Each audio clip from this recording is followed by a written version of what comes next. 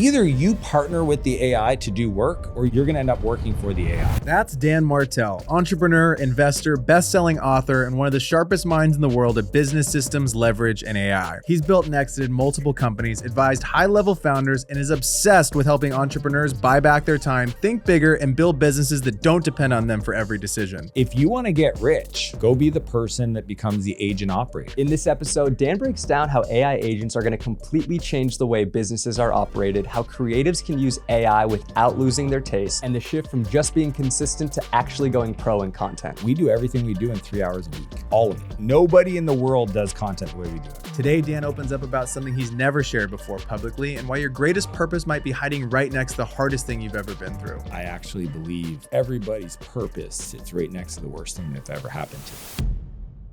I want to start us off. You said that this era of AI is going to produce more millionaires than the .com era ever did. Now, if this is an entrepreneur listening to this right now and they're kind of ignoring it, and they think, you know what, I'm going to take a back seat. I'm going to wait. I want you to talk specifically to that person. What happens in 2 years if they don't pay attention to what's going on right now? I mean, imagine you're a young entrepreneur in 2009 and you hear about a thing called Bitcoin and you decide to ignore it. How mad at yourself are you right now? And it's times 1,000 that. Like, in the last 12 months, from an intelligence point of view, we've created as much intelligence using AI that's equivalent to the difference between a dog and a human. That happened in the last 12 months. There's just no future where it won't be a massive part of our life. And here's what's crazy. It's not the AI that everybody's talking about. It's not Chat GPT. It's not even chat. There's levels to AI. It starts with chat, then it goes to automation, which would be like the Make, the N8As, those kind of tools. Even Manus would be in there. But then there's Agentic, okay? And agents is the new hotness. And like, I have a company with 350 agents. These are not people that have email addresses, Slack access, phone numbers that are doing meaningful work, like real work, like virtual humans. If you want to get rich, go be the person that becomes the agent operator. That's the future job. So if like when the internet came along, the new job that got created is called the web developer. The new job is the agent operator. It's the person that sits there, and you guys are probably doing this, you just don't know that's what it's called, and you're managing the stuff, the connections, the APIs. So a one-person company is now $1 billion person, and it's already happened. So everybody said, like, when are we gonna have a one-person $1 billion company? It happened a month ago. His name was Peter. He built an open source software called OpenClaw. It went from 0 to the fastest and most popular technology in 9 months, beating the previous platform, React, Linux, the operating system. And he got bought for $1 billion. So I don't know, like, how much more data points do I have to throw out for people to pay attention, and they're still gonna pretend like they didn't hear it. Sounds like we're playing life on hard mode, trying to have meaningful conversations. We should just be leaning into AI fully. Nah, the human experience is still the ultimate point of it all. What's interesting is we actually went out to China and we had a podcast with a guy by the name of Jeff Su, and he was talking about AI, but he was like, you guys, we shouldn't even talk about agents because it's years away.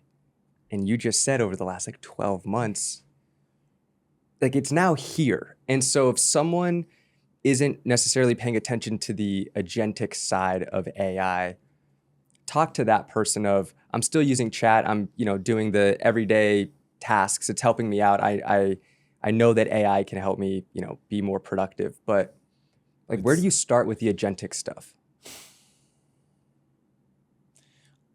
So if we just think about it, there's chat, which requires you to input to respond.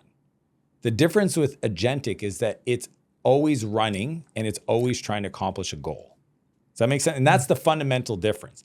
Now, the cool part is that if you wrote a script to sit in front of the chat window and keep chatting as it got feedback to try to accomplish a goal, essentially that's what an agent is. So you could create one if you knew how to do that. The agent platforms today, that's how they're built, okay? So for example, I'm gonna give a real example. This is a today thing, I'm not making this up. I have a full-time employee named Reese Ashford, okay? And Reese is my real estate investment guy. He's on my family office. So he literally scans the world every day to look for multifamily deals that match kind of what we're trying to put together as a portfolio, analyzes them, does the numbers, brings it to the team, presents it, tracks it, follows up, brokers, lawyers, everybody. Every day, 24/7, he's not a real person. Reese is an AI agent with an email. Now, everybody he's talking with thinks he's a person. He's not. He runs circles around real estate brokers. Like if you see these emails, I'll show them to you. It's like because he analyzes with perfect clarity. He's a specialist on just real estate in the city that I decided to focus him on. And what's crazy is I didn't create Reese. My main guy, his name's Kai, created Reese because I asked Kai to do it. Your right-hand guy, Kai. Kai's my guy. Kai's your guy. Kai is my guy. Okay, so as of the last, Oh, but I gotta Oh, just you have more. add this last point. Okay, tell me. Dude, let him spit. let me- No, Let him it's just cook, crazy Let him because cook. again, people are like, when is that going to come out? No, this has been around. I've been doing this. Kai came up with an idea. No, Reese came up with the idea to get more deals where he needed to get a list of off-property buildings, but he needed to send a letter to them. So he made the letters, the spreadsheet, and then sent it to Betty on my team to print and mail. But Betty doesn't know Reese isn't a real person. So she printed and mailed out the letters. But Betty's real. Betty is real. Okay. Betty doesn't know Reese is on my team is not a real person. Uh-huh. And I tell people all the time, it's like either you partner with the AI to do work or you're going to end up working for the AI. And if you don't believe me, go check out hirehuman.ai. There's 640,000 humans available, and the AI agents are hiring those people to do things that humans have to do still. That's a real site with real jobs. I honestly, I'll call it now. I think Uber will pivot into an agentic, hire human platform for doing those real world tasks.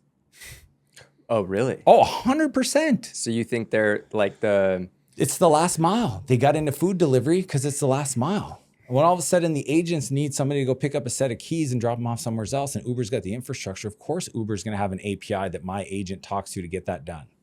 Take a picture, track it just like they do with food. Okay, can you talk to the person who maybe isn't at the point in their life where they're trying to invest in real estate?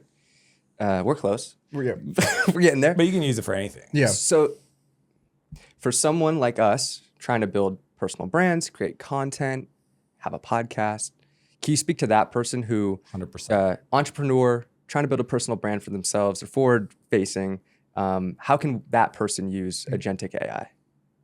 This is what nobody knows how to explain that will make it make sense. We used to hire roles. So if you're an entrepreneur, you think I need a bookkeeper. I need a content person. I need a videographer. The way I look at it is we're no longer hiring roles. We're building workflows, okay? So we used to hire a person and ask them to do a bunch of workflows. So the future, doesn't matter if you're an entrepreneur starting off or you have a business, is to actually write down, there's some work. There's like, you gotta sit down and you gotta write down what does this person on my team do? And then look at it and go, okay, what is a human task? What is a virtual task?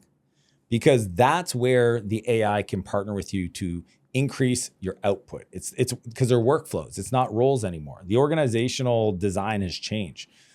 So for example, I have a ghostwriter that writes perfectly like me because he's trained himself over 17 years worth of content, okay? And so the ghostwriter sits there, and anytime I need to write an email, the ghostwriter writes it, right? But my guy Kai has the context of the email thread.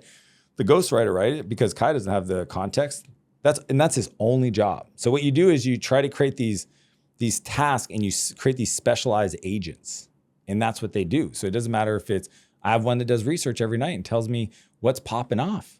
What in my category are new topics that are popping off that I might want to create my own version of a content piece around. So like, just look at your workload and you can give it to some other AI to do. Okay, I think something that a lot of people have been struggling with that I've been seeing is they're not prompting correctly and therefore not getting the result that they're wanting. What advice do you have to help people prompt better to get better results? Because I think people are downloading a lot of these softwares. You're saying you're making these great videos. Oh, try this one. But then they download it and then the result isn't anything remotely close to kind of what you just explained. And I know that you've obviously gotten really good at prompting. What can you tell people about that process? It's like the infomercials Yeah. where they make the thing look like bulletproof and so good. You're like, oh, you get the magic bullet, and it's like, dude, you can make. It's like the Temu version of Yeah, it. and then you're Nothing like, works. I'm not able to use Yeah. the magic bullet like this guy. Because, like, for example, you know, I've gotten onto Claude these last few weeks. I've been messing with it a lot. Each of these channels I'm keeping for a very specific thing. Is that the correct way to go about this? Like, I have one that's like, you are going to be the podcast question person. You're going to help us with researching these people. Is that the correct way to go about this, or is there a better way that we should be thinking about that? Nobody's going to like my answer. Okay. They're just not. Because Okay. I'll give you the reality, because I have every paid Pro Max account, all the platforms. Okay. They've changed so much in the last weeks, like literally 3 weeks. Claude Opus 4.6. But even in the last few days, they've added features that have made them change. So when you say that, so 2 months ago, I would have taught you how to do good system prompt design, and I would give you a framework for that. Today, I would say it's reverse prompting. So reverse prompting is the opposite of system prompts. Reverse prompting is saying, I want to start with a goal, okay? Create a tone document that writes like me, and then say, ask me questions to help you create it. And then with Claude, you'll see, have you ever done a chat and then it says, hey, can I ask you some questions? And it's cool because it's multiple choice. You can't mess it up. It's like, are you trying to do this, or other? And then you write in other. So that's a new process, but that actually gets you to the outcome better.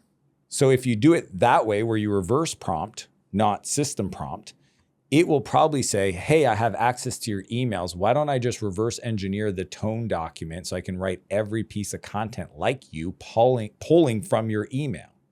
But if you try to tell it too much, which is the way we used to do it, then it'll do that because that's what you asked it, and that's all it wants to do is make you happy.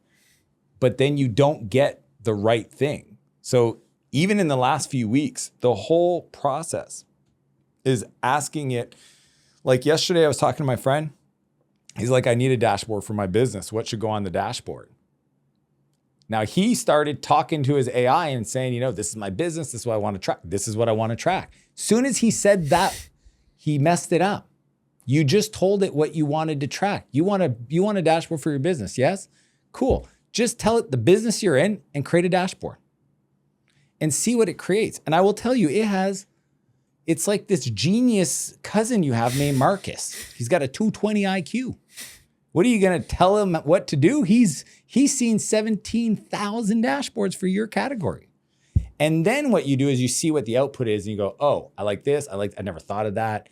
And you can refine it. So that's the difference between the right way to use AI today versus the wrong way, is we gotta start with the outcome, not the shaping of what we're hoping to get, because that's how we used to do it, but that won't work anymore. Do you feel overwhelmed at all with all of this going on right now? We'll get right back into Dan's episode in a sec, but I gotta tell you about something amazing that Artlist just dropped. They just came out with AI music, and it's built right into the platform. It's powered by Google's Lyria 3 Pro model, and it's amazing. You can literally just describe what you want, the genre, the mood, the vibe, and it generates a full studio track for you. I'm talking custom lyrics, instrumentals, cinematic, hip hop, whatever you need. You get up to 3 minutes of actual professional audio. There's even this feature called Artlist Sound that polishes everything to meet industry standards, so it's not just like AI slap. Look, the truth is, if you're a creator posting content online, making videos, and trying to build your personal brand, you need music for those videos. And now Artlist has made it possible to use AI music in those videos. If you already have an Artlist AI plan, you can use it today. But if you don't, you can use the top link in our description. You'll get 2 months for free,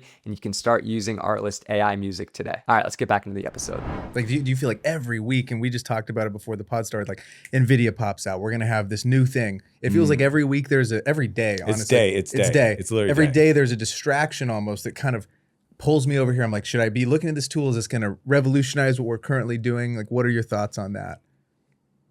Can I speak to the creatives? Absolutely. Since I'm assuming that's the audience, the entrepreneurs. Yeah. 29 years of building software and technology, the fundamentals have never changed. If you're chasing the tool, you're doing it wrong. It's not about the AI. It's not about the mobile. It's not about the blockchain. It's not about social. It's about the fundamentals. So right now we live in a world where every problem is no longer a problem. Facts. Show me your problem, ask the AI, it'll give you the answer to your problem. Pretend like you don't know, that's on you. So then the question should be, what's the problem to solve? That has nothing to do with what NVIDIA did today, nor should it matter. And that will always be the problem to solve. So I go to principles. So even if there's a lot of news on AI, there's a framework called theory of constraints. I default to that. You ask me, you got a problem? I go, okay, let's try to figure out where the bottleneck is. That's always the right problem to solve, regardless if we're going to plug into an AI platform or we're just going to hire a person. So to me, it's like, I always want to go to the principles that don't change. You know, Jeff Bezos from Amazon used to talk about this all the time. He's like, I know my customers are always going to want cheaper prices, faster products. So if you have an idea to make our prices cheaper and get the product to our customers faster, then we should just do that without thinking. That game on. If you come to me saying, I think we should change our core infrastructure, some other technologies because it's going to be 10% better, I'm going to challenge you a little bit because the stuff that doesn't change can compound. So it can feel overwhelming, but it also is quite simple. Because at the end of the day, once you know what problem to solve, then you ask yourself, then the next question is what's the minimum effective dose? What's the minimum amount of effort to solve that problem based on the resources I have? So if you use theory of constraints to figure out what problem you have and what bottleneck is the most important, what's the minimum effective dose to solve that problem so you solve it and move on to the next problem? It doesn't matter if you're talking to Claude or Manus or whatever flavor you want, that'll always be true. So I don't get overwhelmed because I know those things. But I can see how people get overwhelmed if they felt like their life depended on knowing these things. Or if you're on Twitter. Dude, AI Twitter is fucking crazy. X's were literally a certain part of the population hangout, and it's not representative of everybody. You know, honestly, the best morning routine is probably cracking one of these open. Let's 7 go. a.m., Let's just hopping go. on X. Yeah, hey man, just scroll and feel inadequate Did about you- your IQ. I mean, What is it Claude or Chat that came up with the color of the shirt? Sam Godet. Sam AI. Sam AI, my creative director. How many you got? Lots, like 20 some. And different flavors of blue too, people think. I have this picture that we took recently because we were shooting a bunch of stuff and it's like 7 different shirts hanging. It's like, you know, What's the brand?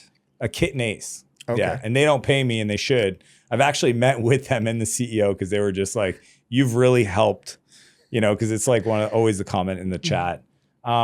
It's an athletic apparel. It's the founder of Lululemon's wife and his son's brand they started.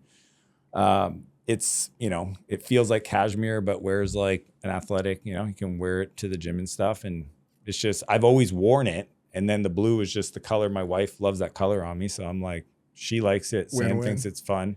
Definitely your color, dude. It looks good. Yeah. It looks just good. became a thing that isn't a thing that people talk about so that we made it a thing. So Matches it's the kinda eyes. Fun. Thank you. Yeah. Yes. You brought up that there's things that humans do and then things that the AI does, right? It's like is this a human task or is this an AI task? Yeah.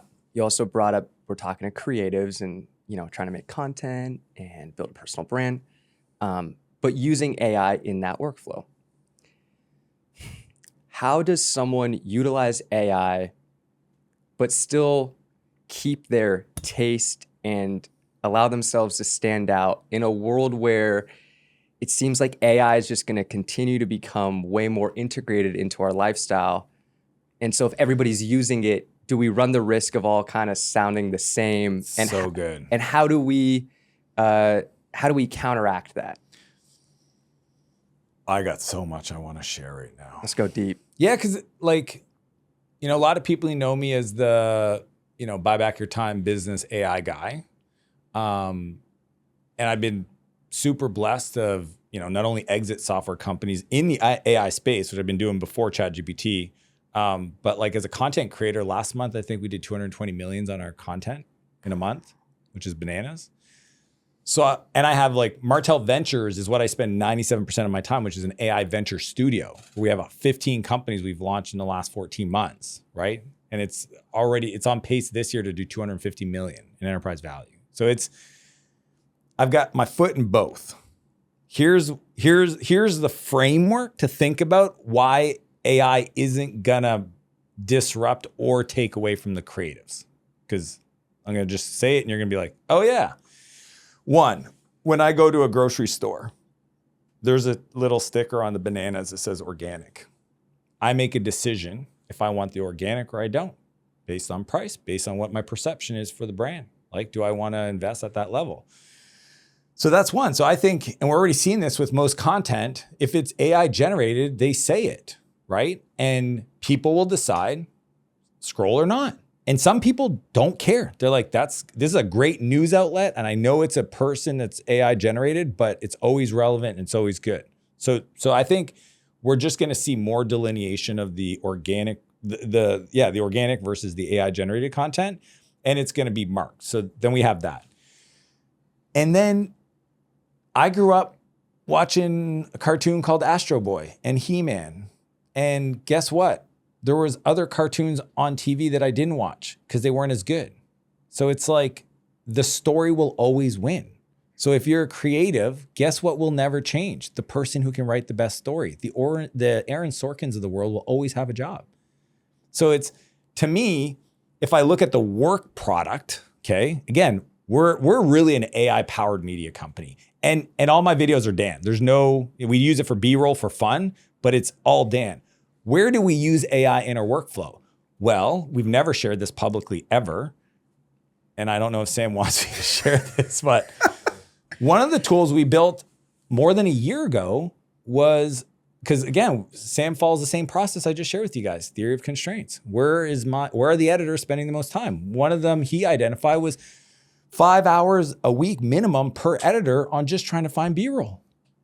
We have 40 terabytes of B-roll, of video footage, of everything. So we created an AI indexed system called Turbo B-roll that identifies 15-second clips on anything. Like how wild. Think about if you guys have ever tried to find footage and you could do like better quality, like better, not like the iPhone search kind of works, doesn't work, but better version of that on 40 terabytes of footage. This is 40 terabytes of footage of you. Of just life. No, it's my content. Yes. But it's also stuff with my team and my family and my clients and my friends and all this stuff. So but it's not like stock. It's stuff that you guys have internal. shot. Yes. Internal. Okay. Yuli, we need this. Nobody can have it. That's what I'm saying. It's like, but maybe us. no. but again, because there's a difference to build internal tools versus commercial tools. Interesting. Right? Like it's built into, that's an example. If you just think of it this way, if I forced you to do what we said earlier, which is document the workflows and ask yourself what's human, what could be virtualized, that does not take away from the output, which is the creative, the video, the publishing, okay? Doesn't take away. Dan still needs to say words. Come with some energy. People got to feel the conviction. I got a job to do. I got to do that part. All the other stuff, where can it support us? And then really work hard to take that and create tools that work with the humans. So if anything, we are an AI-powered media company and we've built AI-powered tools for our team. So we're able to do 5-10 times more than anybody else in our space, because I made investments in the tools. But that's been true forever in any business context, right? People that are more productive, more efficient, they don't get rid of the art. So a while ago, 2 years ago, I went to my team and I said, within the next 2 weeks, I need you all to show me how you're gonna get to 92% of your work done by AI. I said that 8%, that's your magic. And why 8%? I just felt like it was the right challenge. I don't know. It wasn't 80-20. It ain't 90-10. It's 90-8. And that 8% it's the taste, right? I always say there's 3 things that AI, because if you think of a grid, right? There's easy for humans, hard for humans, easy for computers, hard for computers, right? You want to be in the hard for computers, easy for humans grid. So what goes in there? Well, I'll tell you. It's the nuance of knowing a joke. It's the person that has to solve a fight between 2 people. Okay, there's no ChatGPT. It can give you some talk tracks, but ain't gonna get 2 people to see each other's point. Like it takes a person to do that. It's the taste. It's understanding. Like it can generate 150 variations of a script, but it takes somebody with taste. And taste is one of those things where it can't be taught. It can be learned. You guys know this. Vision, right? To me, it's like, what vision do I have for a future that doesn't exist that should? That is the nuance that should. A lot of people can have a vision, and some of them are crazy AF, okay? And we all know these people. They're crazy. They talk about crazy stuff. None of this stuff ever comes true. But then there's the people that talk about a future tomorrow that doesn't exist that should, and they build it. And that's a human thing, right? AI right now just resolves to the lowest common denominator. Now, the lowest common denominator of like the world's average, which is pretty high for most people, right? It's your 220 IQ cousin named Marcus. But it'll never create the next thing. It's not willing to take a risk. It's always going to be predictable. And innovation has never been predictable, right? The art forms that we all consume today, nobody saw. OpenClaw was created by one person, guy named Peter, sold for $1 billion. How many billions of dollars have been invested in AI in the last 2 years? Probably 100 billion. Why didn't any of them see what Peter saw? The AI can't do that. So creatives are always going to have a job if they're willing to partner with the AI and not do 90% of the stuff that they don't need to do. We 100% agree. I mean, it's been crazy. I think the last few weeks, just for example, like a thumbnail that we had, we had the CMO of Nike on a few weeks ago, had a thumbnail. We're like, what if we had him at a table? And we made it in probably 15 seconds and it looked spectacular. And it won the thumbnail test. And that's just crazy to see us of how we're integrating it. And that's like one really tiny example. You mentioned though 220 million views on social. I would consider you pro at content. And I want to know, in your definition, what does that mean to be professional at content? Because you guys are going balls to the wall at content. You're on YouTube, you're on Instagram. Every platform, it's being clipped. It's everywhere. Every platform. It's everywhere. So what does that mean? Like when was the conscious decision to the team of, all right, we've sold these 3 companies. We're now here. We've wrote a book. I now think this is what is going to take, a portion of our company. It's actually a fun story. Okay. It's a wild story. And it's not the story that anybody knows because, people see it today and they make assumptions, right? Most of the people that know me now, they're new to my world in the last 6 months, but they didn't see what I did to get to where I am. 11 years ago, I make a commitment to myself that after I sold my last company, Clarity, that I'm going to post every week. And I did it for my kids because I realized if something happens to me, I have nothing captured. That was the original intent for starting on YouTube. And I figured as a leader, as a CEO, as an entrepreneur, a skill that would be really powerful to develop is communication and being comfortable on camera. I was awkward, weirdly awkward. 3 months in the studio. I wanted to practice doing one-shot takes, couldn't get it together. My video guy at the time was like, we get you 2 cameras and edit. And I said, no, you're giving me an out. I don't want it. I need to learn this. How do it B-roll? And after 3 months, luckily, patience, I figured it out. But I went 8 years at the 1,500 view club. But I never missed a week. 8 years. 8 years. You wanted it. I made a commitment. I tell this to people often. It's like, if you want something, you gotta dedicate a decade, which sounds like a lot, but it goes like this. Can I ask you a question? Yeah. 8 years, 1,500 views. Was it, you're just still learning the craft? Like looking back, were there clear mistakes that you were making? Tons. Okay. So for 8 years, I celebrated the wrong thing. I celebrated my consistency. Right. And I think a lot of people make this mistake where they're like, I show up every day. I go to the gym every day. Bro, you don't look like you go to the gym. He pointed at you specifically. Nah, I didn't. He didn't point at me. Okay, I'll point at Sam. I'm wearing a larger shirt today, dude. Okay? All right? There's a fucking weapon hiding under here. I just don't want to show it, dog. I need to see your Look permit. like I just don't want to show it, dude. Sam knows what I'm doing. Should we do just tarps off? Yeah. Last Let's half. go. Last half, tarps off. Skins. So again, I was proud of myself for never missing a Monday in 8 years. What changed was the book comes out. This is three and a half years ago. I wrote a book called Buy Back Your Time. And you write a book and you hope it does well. I mean, nobody writes a book hoping nobody reads it. But I was like, man, it'd be really cool if a couple thousand people read it. My publisher, I asked them at one point, I said, what would make you happy? And they said, if you sold 5,000 copies in the first week, that would be awesome for us. And it comes out and it sells almost 20,000 copies. and it keeps, and it doesn't do this, which is what traditionally happens with books, which is up and then down. And it starts to go. And probably 2 months in of that happening, it occurred to me that the thing I've been asking for my whole life, I'm a person of faith, God gave it to me in the blue book. And I remember I was walking in the mountains and I was debating, because I kind of knew what he was saying is like, hey man, yeah, you could go back to building the next company. You could go and keep investing in companies, or you could support the book.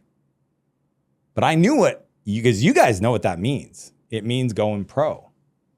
I did 8 years of being an amateur. And I had to make a decision, because you said I was pro. I didn't call myself, but I know what happened is I made a decision to go pro. And people, you just got to ask yourself a simple question, okay? You have the weekend warrior athlete and you have a pro athlete. What's the difference between both? Does the pro athlete train when they feel like it? No. Do they have crappy equipment or good equipment? The best equipment. Do they train with other people that are at their level? Yes. Do they have a coach? Yes. Do they have a team? Yeah. So when you say what was the difference and what were the bad habits, is whatever is not that. I did that. I was inconsistent. I wasn't trying. I didn't look at my number.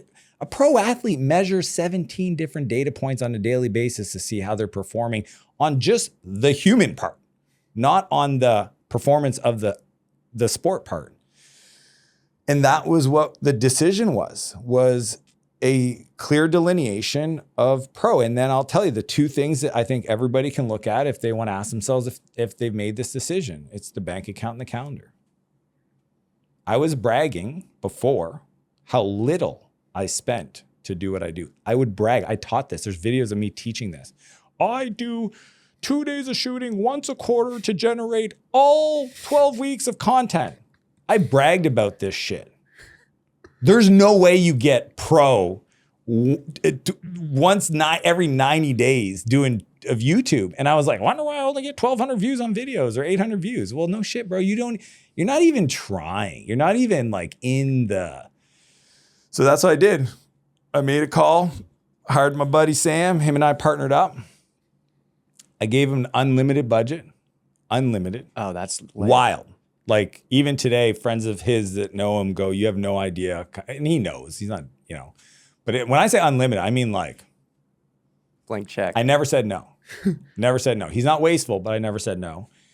And I gave him my calendar and I said, I will retool. And I had to call up business partners, retooled 70% of my week, had to retool everything at the beginning. But now we do everything we do in 3 hours a week. All of it. Like I said, nobody in the world does content the way we do it. That's why people literally flying on their private jets to Canada where we live to come tour the studio, because they can't comprehend when Sam, he's doing his content and everybody's messaging him and they're like, how do you do this? He's like, so now you're back to bragging about how little it takes. Well, this is what's funny is that full circle, baby. Yeah. It's so what you learn, it's kind of like the pro athlete that ends up playing later in their life. You don't have to work as hard, right? So I just don't. It's stored up. What does the 3 hours look like? What is going on in that period of time? 2 time? longs, 1 short. That's it. Boom. 2 longs, 1 short. And then from the longs, we're going to get how many, you think? 15? I do the short clips. I do 2 YouTube videos in those 2 hours. So I do a video. So 2 videos a week. I think we publish 2 a week. And then the shorts, do like 20. But again, it's the 28 years of experience. Yes. John Maxwell has this great quote. He says, it has to be stored up for it to come up. Some people don't have enough stored up. Yeah. And they get mad because it's taking time, but they don't realize that time is the storing up for it to coming up. So it's like, if it comes out too early and we see these craters where it's flat, it's vanilla. It just blends. Yes. There's no substance.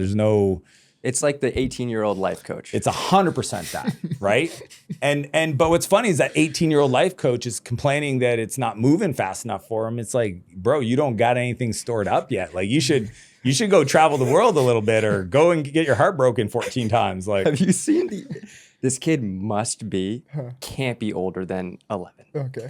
He's going to high school dressed in a suit.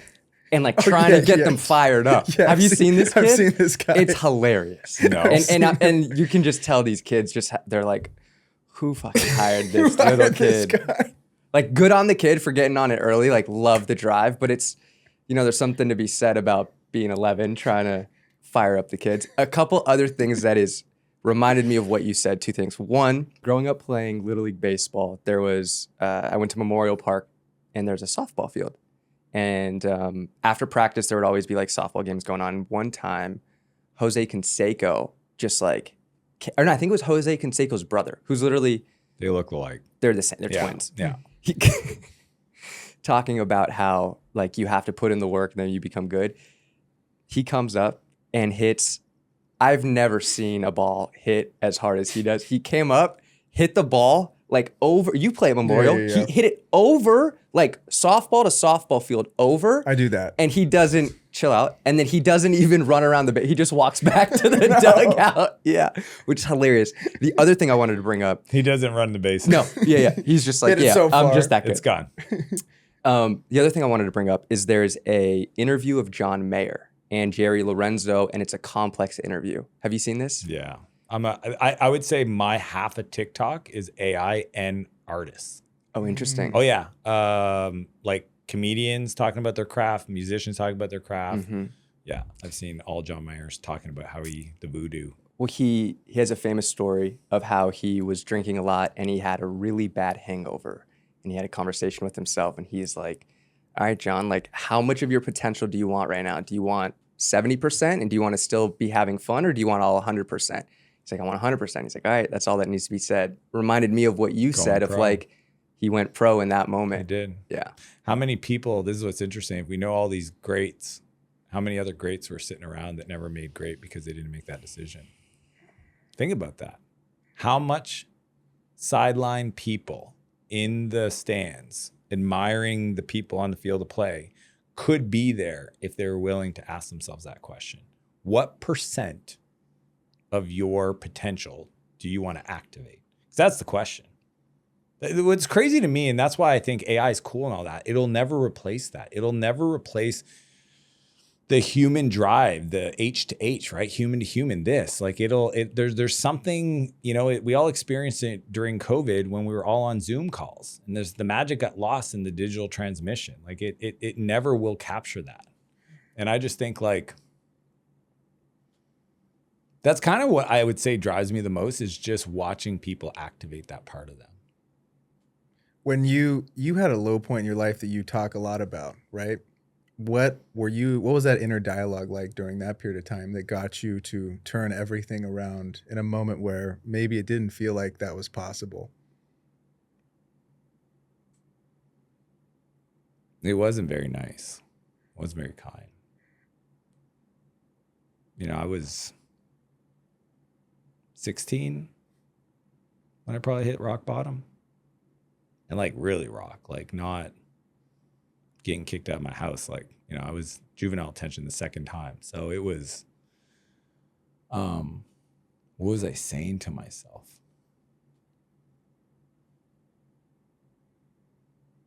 I was having that conversation about if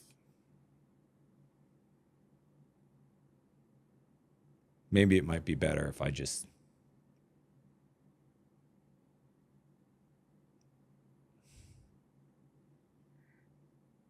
because I loved my parents and I love my brothers and sister.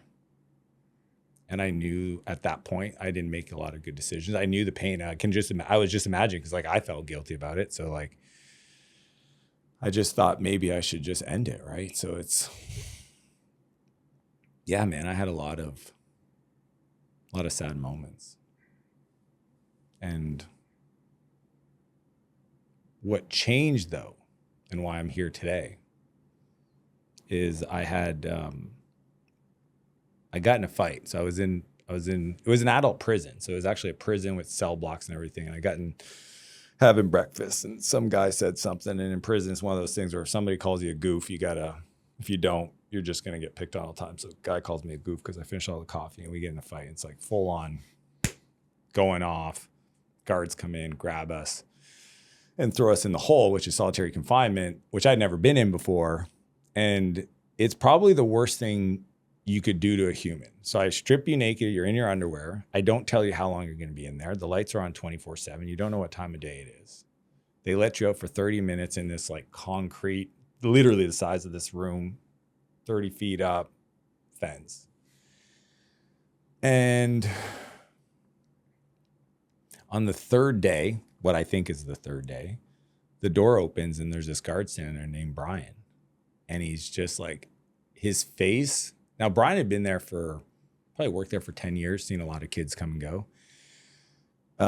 He was super disappointed. And the thing about Brian is he wasn't there when the fight happened. He wasn't working that day.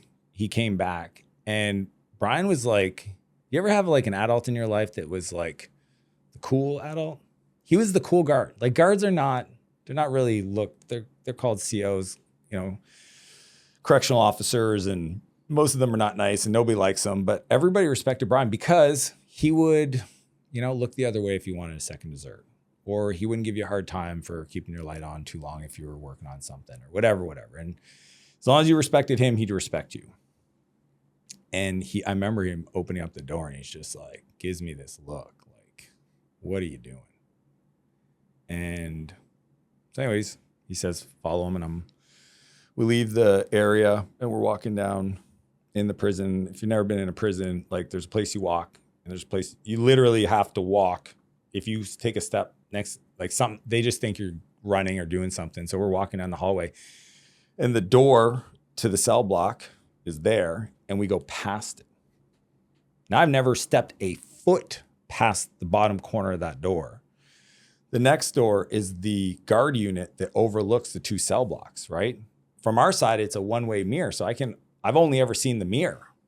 I've never seen the other side. And he walks up to the door, he opens it, and he says, come on in. And I'm 16. I think I'm either gonna get attacked sexually. I don't know why, And he's just like, get in here. So I listen, I go, he grabs a chair, sits me down. Nobody else in the room. It's the inside. I'm like, first time I see all the, the lunch bags and all this stuff. And he sits me down and he just, he asked me a question. He said, what are you doing here? I was like, well, I got in a fight with Kurt and they threw us in the hole. He said, not that. He goes, what are you doing here in this place? I was like here? I was like, well, I had a stolen car, high-speed chase and drugs. And he goes, no, not that, man. What are you doing here? Because I've been working here for a long time. I've seen a lot of kids. And it makes no sense to me that you're here. Because I see you doing your homework. I see you staying out of trouble. I see you trying to do the right thing, man. Like you're not like the rest of the kids. And I need you to know you're not supposed to be here. That was the moment I think that there was like a seed planted. And I remember the conversation, you asked what was the argument I was having with myself. He doesn't know maybe he does. What does he see? Was he talking about me? Like it was literally this, like I almost denied. This is the crazy part, is the line between how close I was to rejecting that comment scares me thinking about like the family I have today and just the life. Like it's just wild.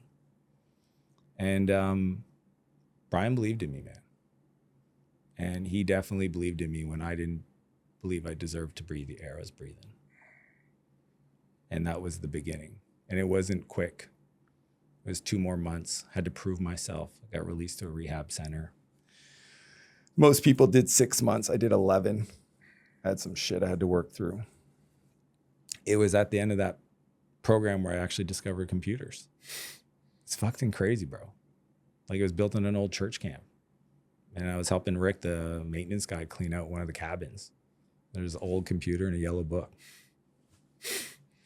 I never touched a computer, and I opened the book and I'm like, holy fuck, it's English. Like it's not zeros and ones. And I just tap, tap, tap, chapter 1, tap, tap, tap, enter, hello world. And I literally, this is how dumb I am. I was like, oh, maybe I'm a computer programmer. Like maybe I'm so stupid in my life decisions because I was meant to do this, you know? And the crazy part, it doesn't matter if, and I'm not a great programmer. I'm a good programmer, not a great programmer, because I hire those guys and they're like, you know, neck beards and like they're just different. But it didn't matter, man. It became my new addiction. It became the thing that I obsessed over. It became the thing that I would stay up till 3 a.m. and just my eyes were bleeding and I just couldn't stop. And this is 1997, right when the internet came out. And that's been my life, man. And it's like, to think back, what's crazy is this year I'm speaking at the Portage graduation fundraiser. It's 25 years. Wow. Yeah, that they started. I was in the second year that they were open. It might be 25 or 30. It might be 30. I think, yeah, it's a 30-year anniversary because I was 17, I'm 46. And they were open a year before. So I even think about the people that got together to talk about building this place. If they didn't build it in time for me to, like, my dad has spoken publicly a lot about Portage saved and gave him his son back.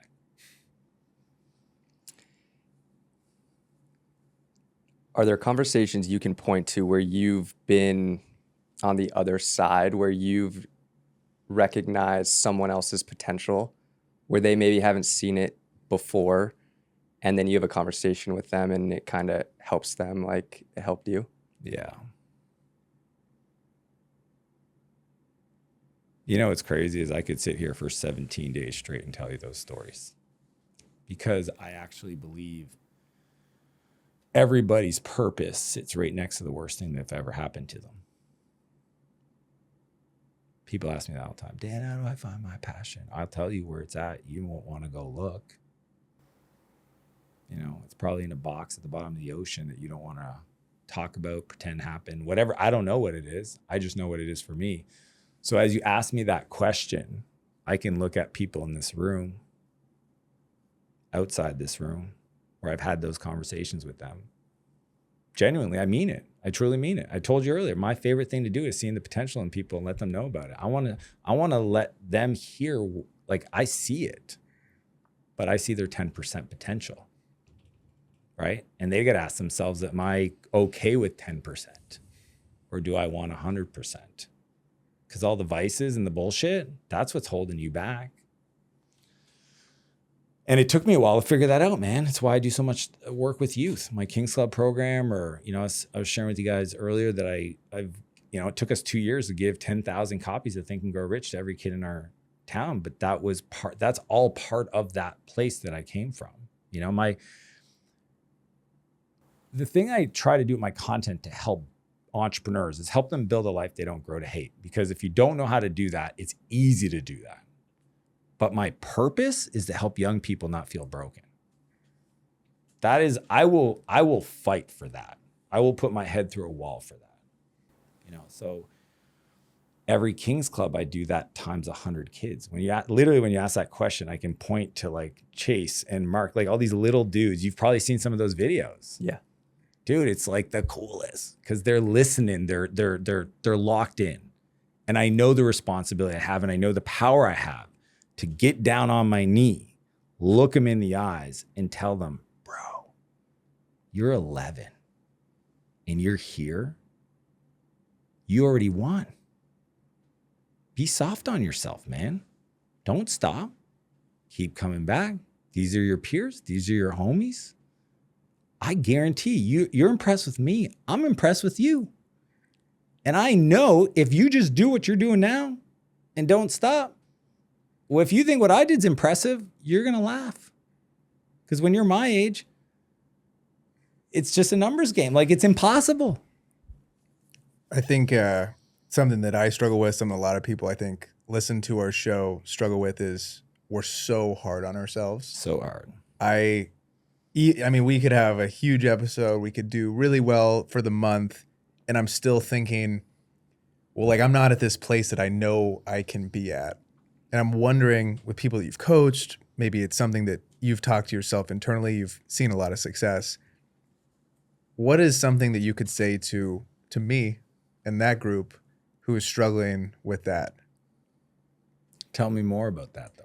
I think it's just like a drive and a want to be better. But I think that like when you accomplish something, or when I accomplish something, I'm speaking for myself, it still just doesn't fill this like void almost, you know? It's like the goalpost just continues to be moved. You almost don't really like sit and like be almost grateful for what you hit. And I feel like as we've been building this thing, you know, we just hit 200 episodes, which is really cool.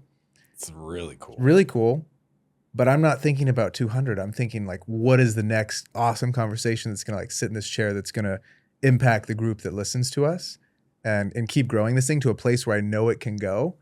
And it's almost like frustrating, you know, to see like, yeah, you have people that come up to us and say like, yo, your show is so cool. I'm like, man, I don't feel like that right this second, you know? That's something I feel like I've been battling with, that we've been battling with. I can offer a lot of perspectives. Trying to figure out which one do you need to hear right now in this moment.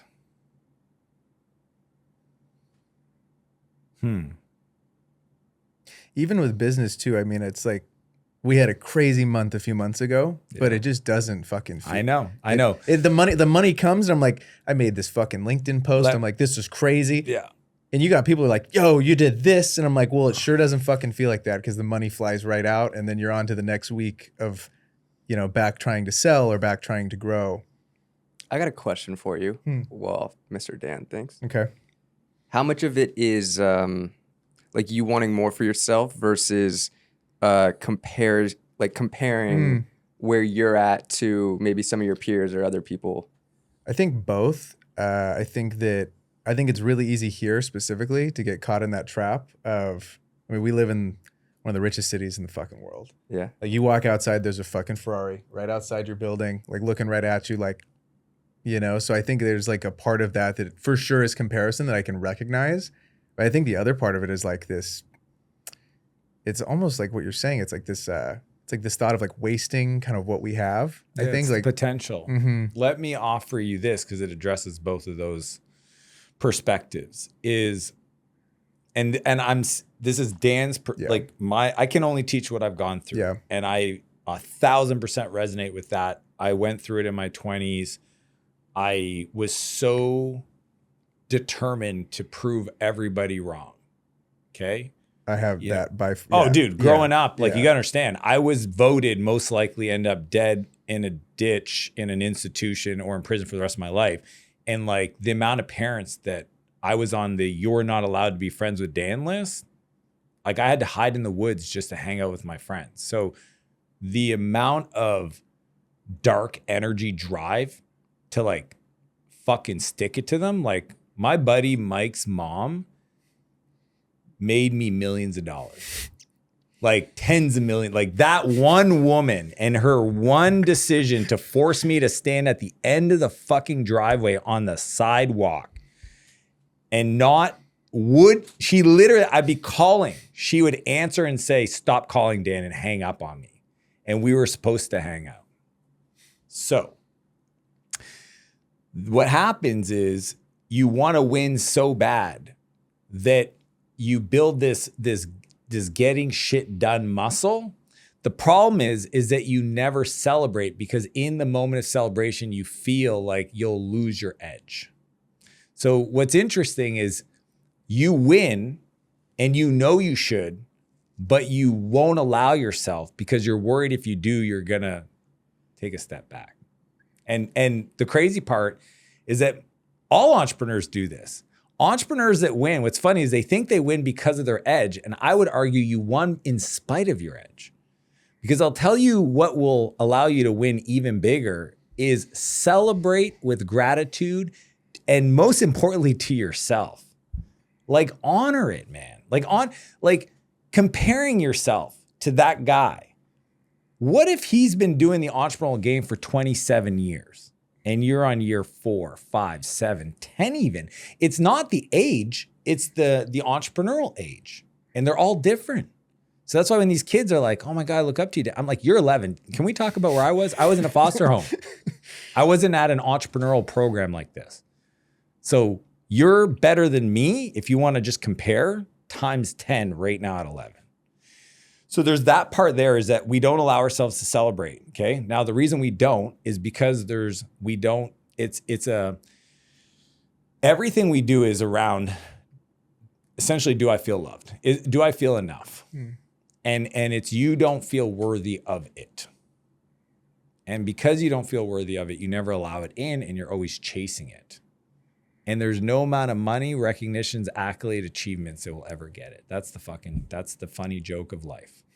And unfortunately, there's only two types of people that get it. People that go through so much massive pain and have some chance of creating some moment of enlightenment, or they go and they climb this ladder of achievement and get to a place where they get to the thing they thought would make them happy, and then wake up and realize that they feel worse than they started, and that's not enough to ever make them feel enough. Both of them will end up to the same conclusion, which the cool part is you can get there today, right now, which is be massively involved in the creation of your life and unattached to the desire of it needing to be anyway. Can you repeat that one more time? Be wildly involved in the creation of your existence, of your life, of this moment, and be unattached to the desire of it being or happening in a certain way. I love you guys. Don't know you guys. You guys are humans. You have souls. I want this to be the best pod you ever do for you guys. If it's not, it is what it is, because it couldn't have been any other way, because it wasn't. And what happened to me as a kid, no frustration, no wish it was different, no nothing. See what I'm saying? Mm-hmm. And it's like, when you can get to a place where you're like heavily involved in the art. Again, most artists would be like, no, I need the pain. I need the, a lot of comedians are like, I need to drink because that's where my funny comes from. A lot of musicians are like, I need the heartbreak. I mean, I look at MGK, I'm like, bro, enough now. Like, fuck, come on, man. Like, you're allowed to be good, man. You can create good music without going and doing another whatever you're doing. Uh-huh. Or he won't. And it'll be his story. And again, it's the that's my edge. And I would argue, no, it's not. It's in spite of that. It's the entrepreneur that's like Mr. Go Hard, Steve Jobs-esque, screaming at people. That's why I'm successful. Guess what? I know people that are not like that are more successful than you. And I bet if you look back at the moments you had to spend trying to fix the problems you created, what I call emotional shrapnel, because you showed up that way, you took those out of your life, you would be 10 times further along. They're like, oh yeah. Or the moments you acted out of fear because you wish that, you're scared to ask the person for some help because you're worried they say no. Why? Be unattached, man. Ask. They say no, you can't control that. I don't control anybody. I create a reality for myself. You have your own. That was a very helpful perspective. Cool. I really, really appreciate that. Nobody asked me that stuff, but that's actually where I spend most of my time. Did you struggle for a long time to like detach from the stuff that you went through at an early age? Yeah, I was that guy. I had to win and then win. It was probably 2 big exits till I finally realized like, oh, I'm running away from something. I'm running away from the shame. Dude, I didn't tell the story I just told you guys for 15 years. The first time I ever told it, it's a wild story. Oh, man. My buddy Jason. Well, he's my buddy now, okay? But this is 15 years ago. It's not even 15 years ago. It might be 12 because he celebrated his 10-year anniversary of this moment. 12 years ago, a guy cold emails me named Jason to ask me to speak at an event. Now he says Tim Ferriss is going to speak there. I'm like, okay, who are you? No socials, no nothing. My buddy Clay's speaking. My other buddy Mike's speaking. You know what? Worst case, the guy doesn't know how to run an event, but we'll all get to hang out. So I say yes. I show up. It's 150 people. In the room is Tim Ferriss, Mark Echo from Echo Clothing. I mean, luminaries, the founder of Canada Goose. Like, I'm like, oh. And this guy, Jason, who I didn't know at the time, says to me, oh, by the way, whoever gives the best talk, I'm donating $25,000 to the charity of their choice. Now, at that point, he invited me to speak about marketing because I was a marketing guy. And my charity, my whole life, the thing that I did 3 times a year, 4 times a year, I'd go speak there. I'd give all my money. It was Portage. And I realized I have a chance to help this organization that saved my life, but I'm not going to win talking about growth marketing. So I go, okay, I may change my talk. Is that okay? He's like, yeah, no problem. As long as, the audience here for you, share what you want to share. So I go see my wife, Renee. She's in the room. Okay. We had a 1-year-old. She's pregnant. She doesn't know this story. She has no idea. I said, I got to go back to the hotel. I got to draw out some stuff. And when I come back, if you're going to be here, I'm assuming you're going to be here, just make sure, sit down and I want to talk after. She's like, why? And I was like, it's just some crazy stories and you might not have heard them and we should talk after. She's like, you're scaring me. I'm like, don't worry about it. It'll be good. So I leave, do my thing, try to draw a narrative arc of how am I going to explain what I just, a lot of pieces to pick from. And I'm crying the whole time. It's very emotional. I'm trying to process before I get on stage. I come back and I'm about to go up and Renee goes, hey, I hope it's okay, but my parents wanted to surprise you. Oh, fuck. I said, okay, just make sure they don't leave. We're going to have to talk. And she's like, why do you keep saying that? So I get up and I share, essentially how I almost took my life in a high-speed chase. And luckily the gun got stuck. And then I shared the lessons I learned from that and talked about Brian and talked about kind of my life today. 15 minutes. And when I was done, standing ovation, everybody was in tears. I look over, Renee's in tears. Her mom's in tears. And I get off stage and her mom gives me the biggest hug. And all I hear in my ears, I finally get it. I get you, Dan. I didn't get you before, but I get you now. And I'm so sorry that happened to you. And I'm like, I appreciate it, but I'm just glad you guys know who I am. I lived 15 years, not that I was being somebody else, but nobody really knew. You know what I mean? And that was the beginning 12 years ago where I realized that maybe the thing that I went through that hurt me the most was the most powerful thing I had to help other people. That's I was like, oh man, I've been chasing this thing called success. And the thing that I wish nobody knew about me is the tool that I have to actually transform and help other people the most if I'm courageous enough to share it. And what's wild, I didn't share it again for 2 more years. Because I was like, I don't know, man. Even after Tim came out to Tim Ferriss is like, Dan, I've known you for a few years. I did not know that about you. I was like, oh, I knew that about me.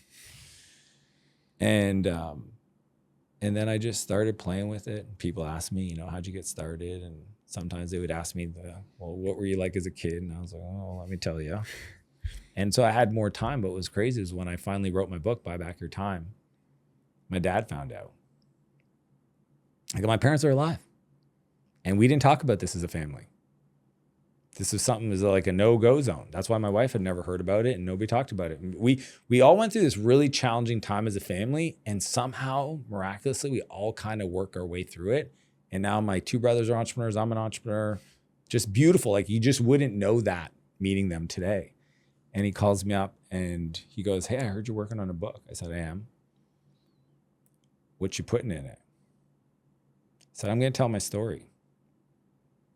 He goes, all of it? And I said, yeah. He goes, I don't think your mom would be okay with that. It wasn't, my mom had no shits given. It wasn't my mom that had the problem. And I said, well, Dad, are you asking me to wait till you move on here from Earth for me to tell my story to help people? Because well, no, I just don't think your mom would be happy about it. And I'm like, I'll have to talk to Mom then. But I'm not going to put it. It's the first sentence of my book. It's the first. I don't know. I hope the AI stuff helps people, but I honestly don't give a shit about it. That's all it's the bubble gum, it's the fast food, it's what people want to know about, but that's not what's going to change their life. What's going to change their life is understanding that behind the decision of what AI platform they should use, there's a conversation about who is the person using the platform. Because if we all have a genius 220 IQ cousin named Marcus. And you got one of his cousins named Jake. And Jake only wants to talk about sports scores and play video games with Marcus. But then he's got this other cousin named Sophia, and Marcus just wants everybody to win. And Sophia goes, I want to be a rich real estate person, and Marcus is wanting to help me, and he's got a 220 IQ and all things. I'm just going to ask Marcus to help me, and I'm not going to second guess him. And she builds a 10 million a year portfolio in 12 months because Marcus does it all for her. What's the difference? Two cousins, two different outcomes. That's interesting to me. It's the thoughts inside the mind that stop people from, to your guys' point, actualizing their potential. Because it's there, it's latent, it's available to everybody. You know, that's the human experience. And guess what? AI will never replace that. No, AI is never gonna have a 20-minute combo that we just had on this show. Yeah, Dan, I don't know if it's you or the white monster, but I haven't cried on the pod in a minute. We'll blame the white monster. Yeah, dude, I blame this thing for everything. Oh, man. Why am I so emotional? Oh, yeah. That was great. That was amazing. So thank you for sharing that, because I also I had no idea about that. So if someone is struggling to be okay with sharing that, It's tough. Do you have advice? It took you a while to open up and share that story. And granted, that is, you've gone through heavier shit than 99.9% of people. So, but I would also argue that there's people who have gone through way less crazy shit, but to them, because it's their own life, they think it's fucking maxed out level 10. What's crazy is, I do a lot of work with youth. Mm-hmm. And it doesn't matter if super well-adjusted 14-year-old boy gets his heart broken for the first time. It could be devastating. And to some other 14-year-old, it could be not a big deal. So it's like, when people hear that, they often say, well, my life wasn't as crazy, but this happened to me. And I'm like, look, feelings are feelings, man.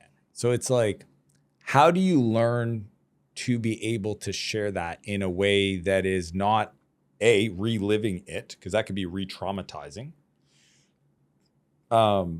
just absolutely demolish you emotionally where you don't feel good talking about, which I can totally resonate with. And that was a challenge. I mean, right after that happened, I was like, okay, that was an attempt. I need to learn how to do this, because I was a puddle on stage. It was a lot. I was not wanting, that's why it took me 2 more years to ever get to a place where I felt comfortable to try. So I live in San Francisco at the time, and I sit down with my buddy, Matt. Matt worked for Wired magazine. He was a writer. So he's a storyteller. He was one of my favorite writers. And I sit down with him at this Italian coffee shop in Little Italy in San Francisco. And I was like, Matt, I got to tell you a story. I know you've known me for a few years, but there's something you've never heard before. And if you don't mind, I want to share it because I need your help to teach me how to share it. And he goes, all right, yeah, what is it? And I kind of do some version of what I did on stage.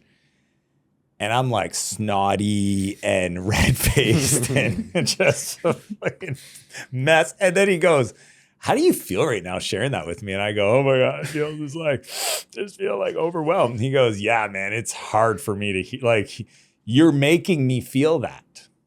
So it was interesting because he's like, you want my help? I'll give you some initial feedback. Your intensity makes me feel that. He goes, I get what you're trying to do, but you're making me live too much. Interesting. It's cool, eh? I said, what do you mean? He goes, look, you can tell me those parts. You could have told me this like this, and you could have felt the feels, and that's cool. But then you could have moved on and told me the lessons, and that would have actually made it would have worked better for me. And he goes, if your goal is to use that to help people, we got to not do that. We got to do this. And that's, so my advice to people that have gone through things that they have shame around, or it's tough to talk about, or there's a lot of feelings around, is you just have to, you got to inoculate it's exposure therapy. You just got to talk about it. And I always tell people, because I get that question a lot. I just say, well, who do you trust? Give me 3 friends. And next time you're with them, just be like, hey, is it okay if I share something? It might be a little hard for me to share this, but it's just something that I feel like I want you to know about me, and it's going to be hard for me to share. So I'm just going to like, give me some space. I'm just going to do it. And then I can answer some questions, because like all stories, we don't know, like we live it, and then we got to figure out how do we communicate it in a way that actually, because nobody's sharing that because they want to make somebody else feel bad. They're sharing it because they're hoping that they can take some insight from it. So it's literally just doing it. So like, I'm at a point where I told Sam, like, if nobody asked me, I'm not talking about it anymore. Cause like, I don't like, but you went, and I was like, oh man, he asked me. And I'm just one of those people where I'm like, I gotta be here in this moment, right? Deeply involved and attached. So when you asked me about the conversations, I was like, they were not very, I literally, like, I had a flashback to like the darkness, but it also was perfectly exactly what it should have been.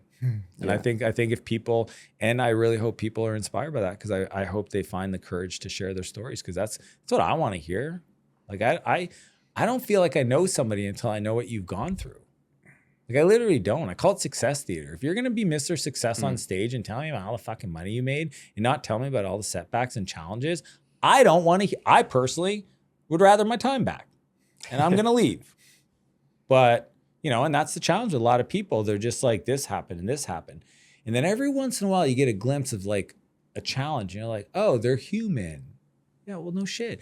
I even find this, because I went and I started studying story, okay? Because like I said, it's like AI, my feed, or like creatives, writers, musicians, comedians. And I remember, I don't know who was talking about, they were talking about narrative arcs and screenplay writing, and they were talking about villains. And one of the interesting things that great writers do with a villain is they'll have a scene where, let's say, a cat fell off, a building, and the villain saves the cat. But this is the same guy that wants to kill the whole Gotham or whatever. You know what I mean? Like the Joker saves the cat, Joker wants to kill Gotham, because it shows his humanity. And it's kind of interesting that like, even when people are scared to not, like, they think like, oh, everybody thinks I have my shit together. It's like, you have no idea how much more people are going to want to see you win if they also know you don't have your shit together. And it's that duality, right? It's the bigger the villain, the bigger the hero. So if you don't tell me about any of your villains, your vices, your challenges, I think that's why, like, a lot of people we admire, we like them, because they were like, oh, they're real. They talk about the reality. They're not trying to sugarcoat it. There's a quote that I love that we've talked about on the podcast, and we've talked about it before in other places, but experiences are unique, but feelings are universal. And when I heard that, it unlocks something of like, oh, that's why if you hear something super specific that someone went through, you weirdly relate to it way more, because even though you didn't go through that specific experience, because we all have very unique experiences, but the feeling that the person experienced while going through that experience is what we can relate to. We've talked about it before, how, Braden was working this dream job. I was also working a dream job. Like, Braden was working for the Lakers. I was on tour with a famous DJ duo.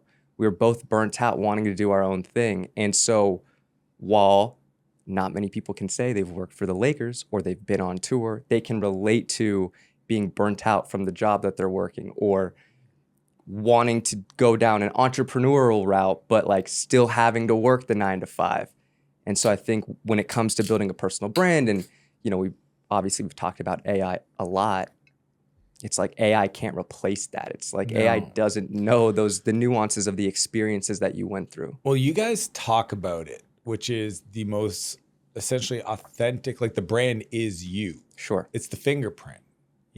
I was actually on our way to Portage. So Sam would come with me, my creative director, and we would go drive, because I go speak to the kids. Like every new batch of kids, I would always go in and kind of be the guy that been through the program and tell them what life will look like. Because the biggest challenge for people that go through addiction is the fear that after I get sober, my life is going to be boring and like it's just not going to be fun. So it's like, it's hard to get clean when you're like, I don't want to live that life.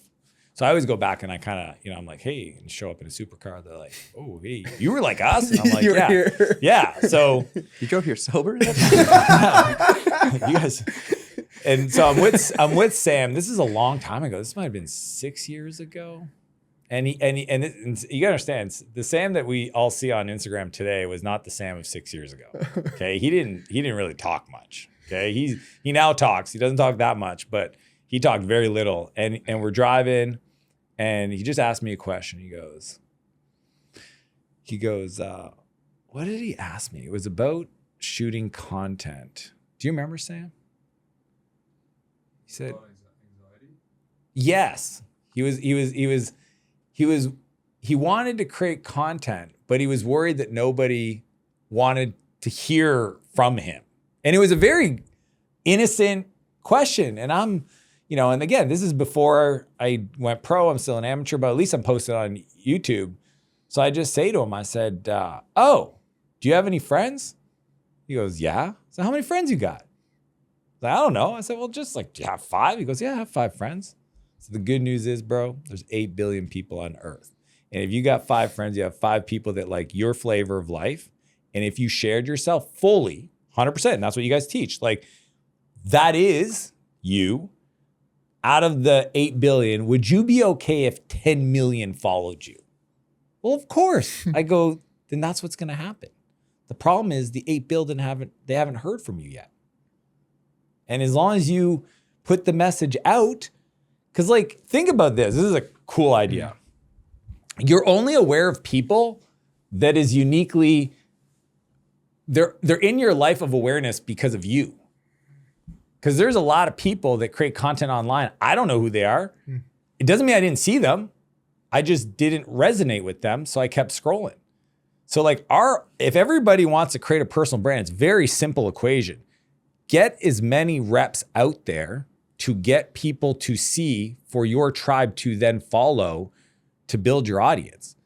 And as long as you have friends, at least 5, because some people might not, and then I'd be like, okay, maybe content may not be your game because like you're not a nice I don't know why you don't have any friends. But then those people will be the people that, and then you don't have to be anything other than you. Like I would think the biggest failure in creating a personal brand is creating a perception of you that you're not, that every time you go out in the public, you have to act or perform. That would be torture. And you don't have to do it, because if you don't do that and you just show up as you, then the person that shows up at you attracts the people that resonate with you, Sam's friends, then those people are your homies versus trying to be somebody else like Dan or, you know what I mean? And it's like, don't do that. Just literally, it's almost like I think most people don't give themselves permission to be full them. Here's what you want to know what my definition of full them is? Show me the group text thread that you have with your college friends. I might get arrested. Exactly. Could get us in trouble. Could get us in trouble. That is full you. That version of you that they all know and love. Put that on camera. Yeah. See what happens. I think that's also why we like to have fun and crack jokes on the pod. And I think that's why people resonate with it. We know that we're not, there's so many other podcasts out there that talk about business and entrepreneurship and personal brand and content. And maybe some of them are a lot more knowledgeable about certain areas than us. But I think where we can win is we have good banter between us. We like to keep things lighthearted. I think we can ask some good questions and we bring ourselves into it. And then also on the back end of the podcast, we'll have what we call the after party. It's like a post-pod debrief. We'll talk about how the episode went and then talk about things that are going on in our lives. And I think that you're right, being able to bring yourself fully. Granted, some of the group chat stuff doesn't. No, man. Put it this way. What if, okay, you guys know Oliver Anthony. He wrote a song, Rich Man North of Richmond. Yeah. Sure. Okay.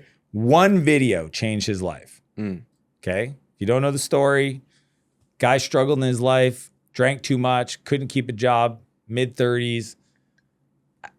Musician though. Playing at somebody's backyard party. Somebody pulls out this old phone and records them singing that song. And it ends up, I think it's the first song to ever be top of Billboard that wasn't, it was an independent. It just went. What if he didn't approve and or allow that video to get shot because of his own headspace junk crap beliefs? What if the thing that you want, which is more audience, sits on the backside of you unlocking a little bit more of that group chat? Like your zany, crazy, unique, right? Because like if you think about a Joe Rogan, what makes a Joe Rogan Joe Rogan? He does drugs and he's a fitness nut and he's a comedian and he's into politics and his best friends are the biggest conspiracy theorists in the world. And he's a fingerprint of himself. But I will tell you what he is, and The Rock has that, and so does Oprah, is he is 100% him. And you can't pay him no amount, $1 billion to have a guest on his show. I'm not doing it. Because he said, I don't talk to people I don't want to talk to. So like there's even this, I really think the thing that we admire, and there's different flavors of it, and we think it's this thing, we think, oh, well, because he talks about this or he does this, is no, what you see is a person that is himself. Like I know, I personally know because I've met a lot of these people and they always say the same thing. Is he the real deal? Is he really that way in person? Yeah, he is. The fact that you think he's not tells me more about you than him. Just saying. What's interesting about that too is I have found it, I'm 30, I find it way easier now than when I was first starting out. Wait till you're 40, bro. I can't wait. No fucks goes right through the roof. Yeah. Especially now that I'm engaged too. I'm like, Oh. I ain't trying to impress any girls. Wait till you have kids, man. Yeah. They'll make you feel so. Yes. Because you're like, as long as one, you know yourself way more. Like I've been waiting to make a piece of content about this, and I need to go back through the old hard drives. I just haven't yet. I look at me trying to vlog or make YouTube videos, and it's so not me. And I thought I needed to show up in a certain way because one, I wasn't comfortable in my own skin yet, and two, I saw it working for someone else. And this was also at a time where like the YouTuber was screaming at the camera, "What's going on, guys? Welcome back to another video." Fousey tube Yes. style. Yeah. And so I look at that and I'm like, man, well, no wonder it didn't work. But two, I like empathize with that version of myself, but it's also hard to look at that because I'm like, man, you're just like so not comfortable with yourself and you feel like you have to show up a different way. It. Yeah. So the cool part is. But you don't think other people see it. No. But they do. Of course. They feel it. I Yeah. mean, they may not even know what to call it, but they feel it. So content, I consider it, so I work with a lot of entrepreneurs and I have these 5 daily non-negotiables. And one of them is you have to post 3 videos direct to camera every day. Now I give them the out of doing it as a story, so it's only around for 24 hours. The ones that like really want to double down on this, they post it as a reel. That's better. And they think it's a marketing thing. And I'm like, oh no, this is a you thing. That commitment to talking to your camera, to trying to communicate, to overcome every insecurity that might come up, to overcome the desire to not feel like doing it, to not want to do it, to not have to deal with your cousin leaving that comment like they keep doing every time you post, like whatever. The internet telling you about insecurities you didn't even know you should have. Yeah. I didn't even know certain things that people leave to tell me about me. The backside of that is the ultimate personal development program. It's I cannot, dude, I've done it all. I've spent a lot of money on seminars and books and coaches and all of it. And I will tell you, nothing has taught me more about me, got me comfortable with me than having to create content. And the fun part, to your point, that I hope people really take to heart is if I'm starting to play guitar, I don't write my own music. I play other people's music because I need to learn the art of the guitar. Like I need to learn how to play the guitar. What are the notes? So you play all these other songs, Stairway to Heaven, Nirvana, Teen Spirit, etc. And then if you do it long enough, you find your voice, you find your art form. There's no musician out there that did not, Ed Sheeran, they all started this way. So it's almost a rite of passage.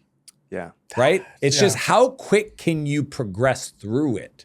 Are you going to still be playing Nirvana, Teen Spirit for 25 years? And some people do, the cover bands, right? They never do the original. Why? Because it's safe. Because everybody sings along, feels good.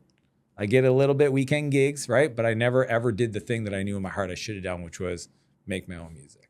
That I was editing other people's videos when I started. I would download them, Yeah. I'd cut them. That's how I was practicing. I remember I went out the first time and I'm like, I'm gonna shoot something. And then I shot something. I got back and I was like, this is dog water. This is horrific. Like I need to figure out what these guys are doing that I can mimic and go out and put it into the real world because I'm just an editor. I can't shoot to save my life. And that's kind of how I started to do it, the same exact way. How do you learn to draw? Trace. Yeah.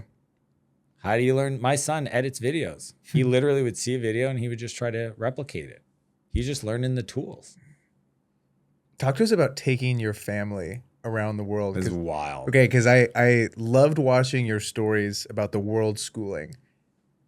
What was that actually like, and how did you come up with a curriculum to help your son in this new world of like everything business of where we're going? Because it's not what it was like when we were kids. It's not for sure what it was like when you were kids. It's like the thought of sending my son or daughter to a school and to college and spending what we spent to go to school.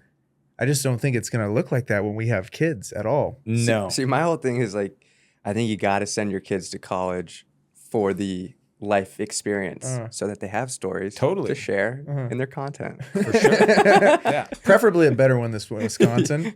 Preferably like an Oregon. Hey man, it's an all Oregon, part of the story. A more superior school. But go ahead. Tell us about the world schooling. Well, first off, you need to know that it took me 10 years to convince my wife to do it. Oh, really? Yeah, it's probably the thing I'm most proud of. Selling was the dream of getting my wife on board. 10 years, every year, do our annual planning. No, please, no.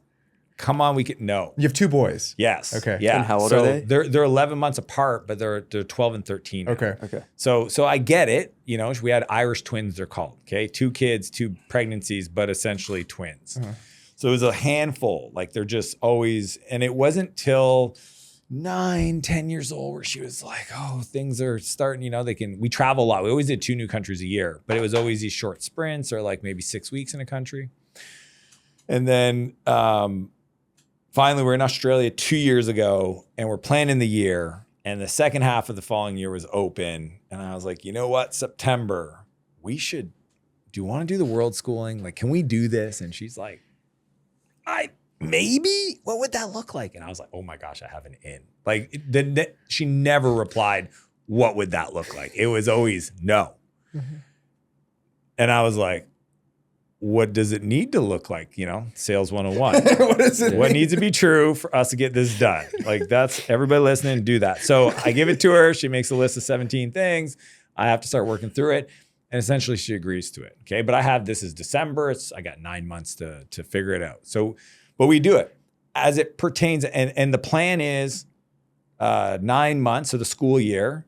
We're going to do around the world this way. And then we're going to go south. So we went Europe across all the way, Asia all the way back. And then we're going to go South America. From a schooling point of view, the cool part is I'm in AI. And what I created, so the fun part about me having all these companies is I build AI frameworks to help my team learn AI. So I already knew what the world was going to look for because I created it for my team, you know? And essentially we've built these AI playbooks for every department. But what's unique about the way I teach things, it's principles-based, not tools. Because again, what's going to always last forever? The principles, the tools will change.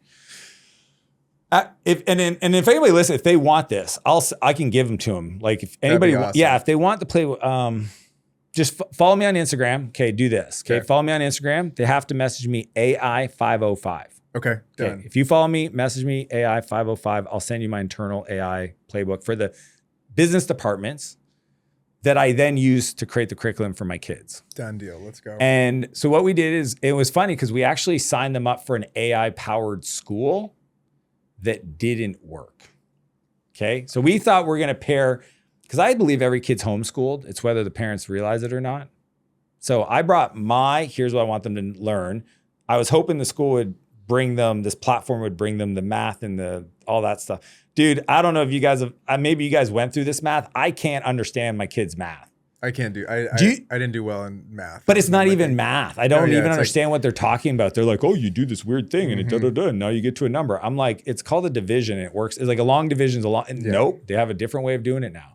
Not only that, did you know in school, the way they grade now, again, maybe you guys went through this. There's no out of 100 or A to Fs. Oh, that's right. I had A to F. What is it? Oh, it's emerging, extending, progressing, advancing. We got to talk to the Canadian. Sounds like we got to talk to Canada. It Man, must be. That's a Canada. Dude, it's because there's no negative. Participation trophy. Yeah, we're emerging. That means you're failing. Literally, Emerging is failing? probably failing. Yeah. No. Like it's wild. No, So ours anyway, is still A's. Jimmy's emerging into a dumbass. Jimmy's gonna get kicked out of school. He's emerging emerging now. himself He's emerging. home. So, but that's what we did. We literally, I would take one son in the morning. My wife would take another. We'd go to a coffee shop. I would work. They would try to do this online platform. It never worked. They said, you can't use ChatGPT to do it. And I'm like, well, watch me. And luckily, they did progress. But it was because of what I taught them not. Dude, it was like they were still it was like an AI powered platform that really didn't. Sure. It wasn't what you would think. Here's what I thought an AI powered school platform is. You like soccer, your favorite player is Ronaldo. Every exercise, physics, math, health should be soccer, Ronaldo. Because that's what I would do. Mm-hmm. Nah, it was the AI part was the assessment. It had nothing to do with the curriculum. They were still reading crazy things from Greek mythology that made no sense that they would never have to use ever in life. And I'm like, if you're studying physics, just let them learn it through the lens that they want. We're going to get there. Like today, if everybody, I'll give you guys some game. NotebookLM. Have you heard of NotebookLM? I saw you make the only reason I know it was because of your post. Dude, I have access to all the paid tools. My favorite free tool that teaches me the most is NotebookLM. It's from Google. And what is it? What exactly is it for? You give it any topic you want to learn. They actually created it probably for Google's employees. Because once you see it, you're like, oh my gosh, this is how. Sense. Oh, yeah. So you give it a topic. You can give it anything. You can give it Agentic AI. It searches Google and the internet for PDF research papers and YouTube videos specifically to the topic, synthesizes it into a AI-powered chat window on just that topic. And on the right side, it creates assets. Some of those assets are infographics, slide deck, video, my favorite, podcast, on just the topic, mind map, flashcards. So it has 13 different, graphical outputs from the content, and you can chat with it. So I've used it for investing in companies. I use it for learning new topics. You can go deep on the mind. You can talk about your shadow side, whatever you want to talk to it about. But it's almost like I called it accelerated consumption. It allows you to go from I know nothing about this to I feel like I could teach it to people because it's all dynamic. It's perfectly the podcast feature, two people talking, and you can call in and ask them questions. Unreal. Oh, yeah. Oh, I didn't know about that. Yeah. You can call in. They're like, oh, we have Dan. Call in. Dan, what's your question? Well, since we're talking about quantum computers, I'm curious, how does a qubit really work again? Yeah, you can ask it anything. Wow. What are, to cap us out here, what are the platforms that you are playing the most in right this second? What do our listeners need to be tuning into? I'm gonna think of my pie chart of my life. Okay. So there's a platform that we've created called Apex, which you could think of as like an agentic orchestra. That's what it stands for. Agentic platform for execution. So this is what my Kai, this is what my Reese, this is where my virtual AI employees run. And it works like an OpenClaw. If you're familiar or you heard of OpenClaw. So that's Apex. I would say that's 70% of my time now because it does everything. I mean, I wrote in the last 7 days, 150,000 lines of code. I talked to Kai. And when I analyzed that 2 years ago, that would have cost me $2.4 million and taken 5.5 months and a team of 7 to do. That's where we're at today on just the software side. And is this Apex that you're talking about? Is this the internal thing that that's my own platform we built. Waitlist is out, right? We can get on the wait. You can go on the waitlist. Yeah, apex.host is the website. But I haven't released it because it's so wildly powerful that I've only given it to a handful of my leaders because I need to make sure I don't have people get arrested. Like they literally, if they did the wrong thing, because it can do anything. It can call people, it can send emails, it can, and it just, it's you give it an outcome and it just, boom. Marcus, my genius IQ cousin just goes nuts and he might not know where the guardrails are. So that's where I spend 70% of my time. Claude, chat, co-work would be the other 20%, and then 10% Manus. Okay. And Manus is what I like about it, and what you notice when you use a lot of AIs, a lot of it's just waiting for it to finish. Yes. So I'll have like 5 active projects I'm working with Apex. I'll have 4 active chats with Claude. Sometimes I use the chat as inputs to Apex to try to get clarity and then plug it in. And then I'll have some Manus things going, like I'm working on my next book. So I was working on some book stuff. I'm working on some real estate stuff. That's because Manus is really good at creating like really complete visual diagrams, like stuff you'd have to hire a designer for. Yeah. Oh my gosh. Like I love my designer. But dude, he's like, yeah, I'll get it to you next week. And then 3 minutes later, I sent him what I asked him to do. I was like, I can't wait. And this is pretty good. Like, And you're fired. not fired, but that's back to the point. It's I'll go to you when I want to have the banter. Yes. When I want to have the collaborative arguments, when I need a thing produced, Manus. Fun. Man. Yeah. Before we let you go, someone that we really like consuming their content is a guy by the name of Taki Moore. And I know that you're quite close with him. He's one of my best friends. And we've talked about, mentorship and helping people out. And if I'm correct, I believe he helped you out when you started stepping into the offer space, offer creation and coaching space. I would love to know what he has helped you with as far as, in this next chapter of your life, the offer creation, the personal brand space content. Like, what has he helped you with that helped you take that side of your business to the next level, and maybe could help one of our listeners as well? So I'll tell you why Taki is such a beautiful, and one of the themes is coming up over the last few days is just relationships.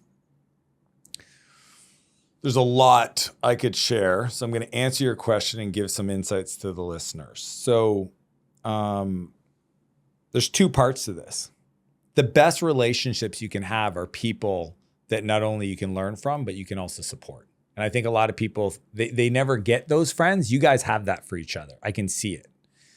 So what happened is I found Taki 8 years ago because I didn't want to do the online stuff because I judged all those guys and I didn't want to do it that way. Luckily, my buddy Jason, who I told about who ran that event, he's the one that connected us. He sat us together at a dinner and I didn't know why. I immediately figured out why in a minute because he knew I was about to not do the thing and he wanted me to write the book and do all that stuff. So Taki just was like, oh, well, yeah, you're doing it wrong. So then I brought Taki in 8 years ago to just help me formulate the framework. Like I didn't know any of that stuff, the IP stuff, the how do you do the YouTube stuff and all that. So it was fun as I did that, and then I took it and I just ran with it, and Taki tells this story often. He's like, Dan never came to any of my trainings or anything, but he's my most successful student because I just executed. I'm the kind of guy, I call myself a frustrated builder. Like I don't need to be convinced. I'm in, just give me the blueprint. And then I took it and I built one of the largest coaching organizations in the world. And then Taki 2 years ago came to me and asked me, he hired me to coach him. That's hilarious. It's hilarious, but you need to understand our relationship. Like we're homies. We vacation, our families, like we're like, literally, I was just with him a month ago. He was supposed to come to me with Cabo like tomorrow, right? And so it was really cool because, and this has happened a few times in my life where I've hired people to coach me, and then eventually they ask me, because it's just different parts. Like I'm good at scale, I'm good at growth. So, because what's interesting when you talk about the offer stuff, the stuff that I think Taki's do now, and you'd have to ask him, but like it was, he says it was like, well, I watched what Dan did. And then I'm like, okay. So like the video stuff he's now doing now was him, Sam and I being like, bro, you're the most unique person we know. You never wear shoes. Yeah. Okay. The pants. Nobody knows these other parts about his life. He has 9 kids. Yeah. Yeah. Okay. He's like the Dos Equis, man. And I've shared this so many times, on every coach or person you follow online, you name them all, their name is on Taki's Stripe account. Mm-hmm. But you might not have heard his name. So like, I have a lot of love for Taki. Like a lot of love. Like I wouldn't be teaching people if it wasn't for Taki, because as a software guy, I've always built software companies. I'm a software guy. And then he taught me how to unpack what I knew. And like, I mentioned him in my book, and so like recently we've done a few podcasts together, which is probably the ones you saw. And it's just so cool to like steel sharpen steel. Mm-hmm. Like we're still like, every time we get together, we're like these 2 school kids just being like, hey bro, what are you up to? So look at this. And like, we just banter. But I will tell you, what did he teach me that I think most people wouldn't know? Oh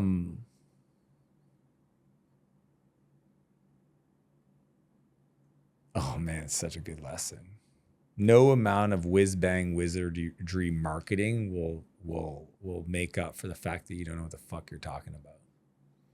Because he knows his art craft so good that you just need to sit in front of him at a dinner and go, I gotta hire this guy. Like he's just, and for him, it's like breathing air.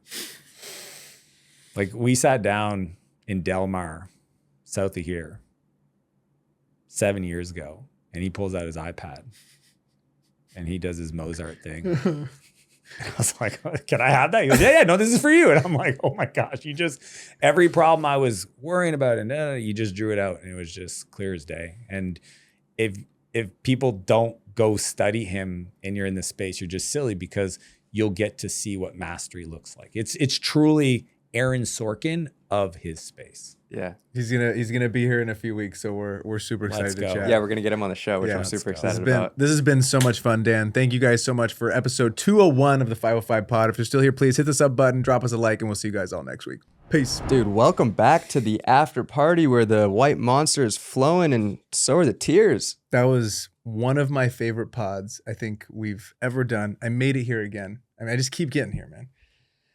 You guys can't contain me. You cannot contain me. Dude, Braden found some secret AI thing that's getting him on this list. It keeps me to the top of the list now. I'm not having to go in the back door. I walked in the front door today. You were one of the first people here at the party, showing up a little early. Little bit. When's too early to show up to a party? Whenever you show up. If you're before Fig, a little too early. That was crazy. I think we went 64 different directions in a good way.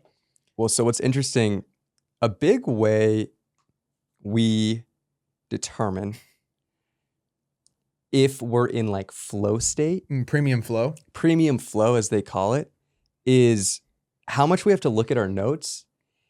And what I thought the conversation was going to be, it was kind of like that at the beginning, and then we went deep on some personal stuff. I didn't realize as much. I didn't realize he had gone through as much as he had. I didn't really know much of his backstory, and to hear it, oh man, it like powerful shit.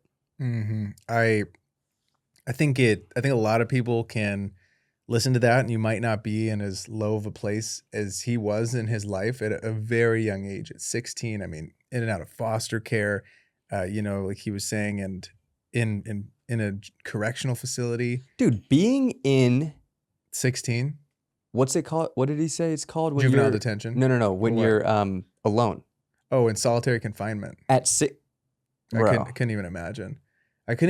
I think something that I really took away from that portion of his life and his story was how this random correctional officer believed in him, Mm-hmm. and how people, all of us included, sometimes it's really hard to believe in yourself that you can go accomplish something. Yeah. And it just takes a random person, a mentor, a coach, or a friend to shine that belief onto you that you didn't know that you had in yourself. And while he's saying all of this, it's funny because our conversation obviously originally started with AI. But what we kept going back to, it felt like we came back this 4, 5, 6 times, was the humanity Yes.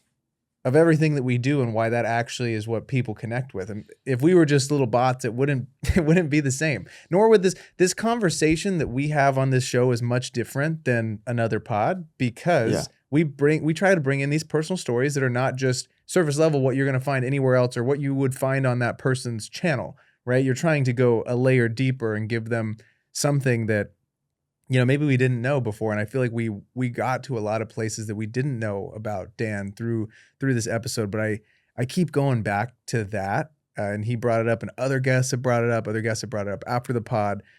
I'm not worried about AI taking over. Sure. I still think that at the backbone of it all are like good people sharing their story, and it is going to be like your helpful little co-pilot.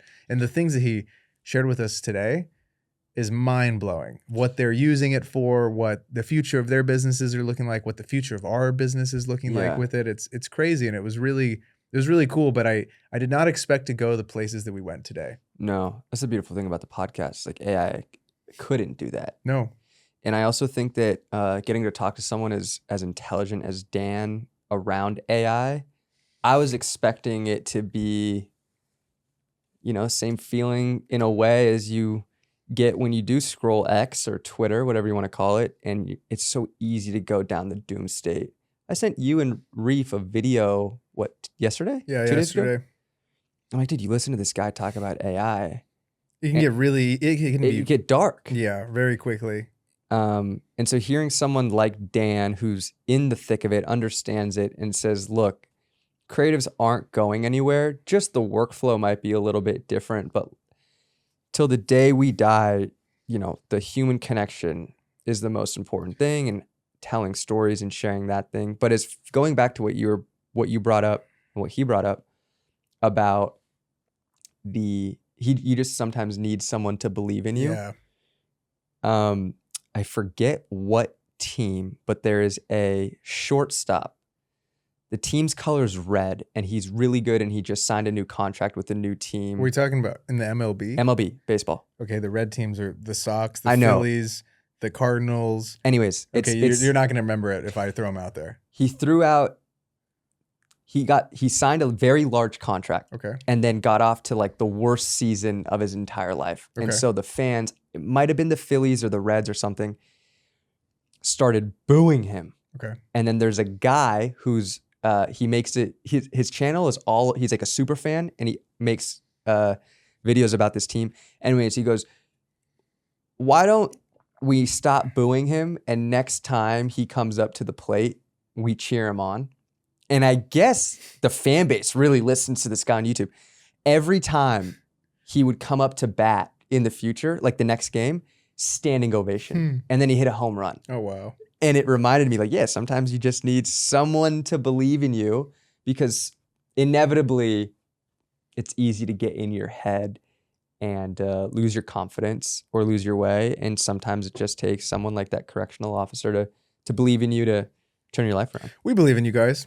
Fuck yeah, we do. We know you guys are doing really cool stuff. We know you're gonna get whatever you want out of this life. I also really liked the part that he was saying about how it's not this like one way or the highway. And right now I feel like it's very easy. Like I was telling him about like kind of the distraction of everything that's going on. Like if you open my Instagram Reels feed right now, every video is like, comment this to get this thing. And like, I'm like, okay, do I need this thing? But he's like Pokemon trying to catch them all. So it feels like I'm like, oh, download this thing, download this thing. I really liked what he said is like keeping the main thing, and just focusing on what is like the big lever right now. What do you need? What do you need in a business? You need fucking leads. Great. How do we get leads? The way we get leads might change a little bit with this new systems and with these things that are out there, but okay, you need leads. Great.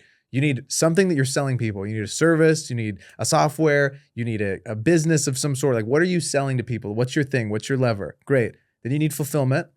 And hopefully you need reoccurring people coming back. That's it. That's how businesses fucking work. It's not rocket science. Yeah. But it's really easy to get wrapped up in the rocket science of everything that is going on right now. And it can feel very overwhelming. And I think it can cause people to not want to play the game.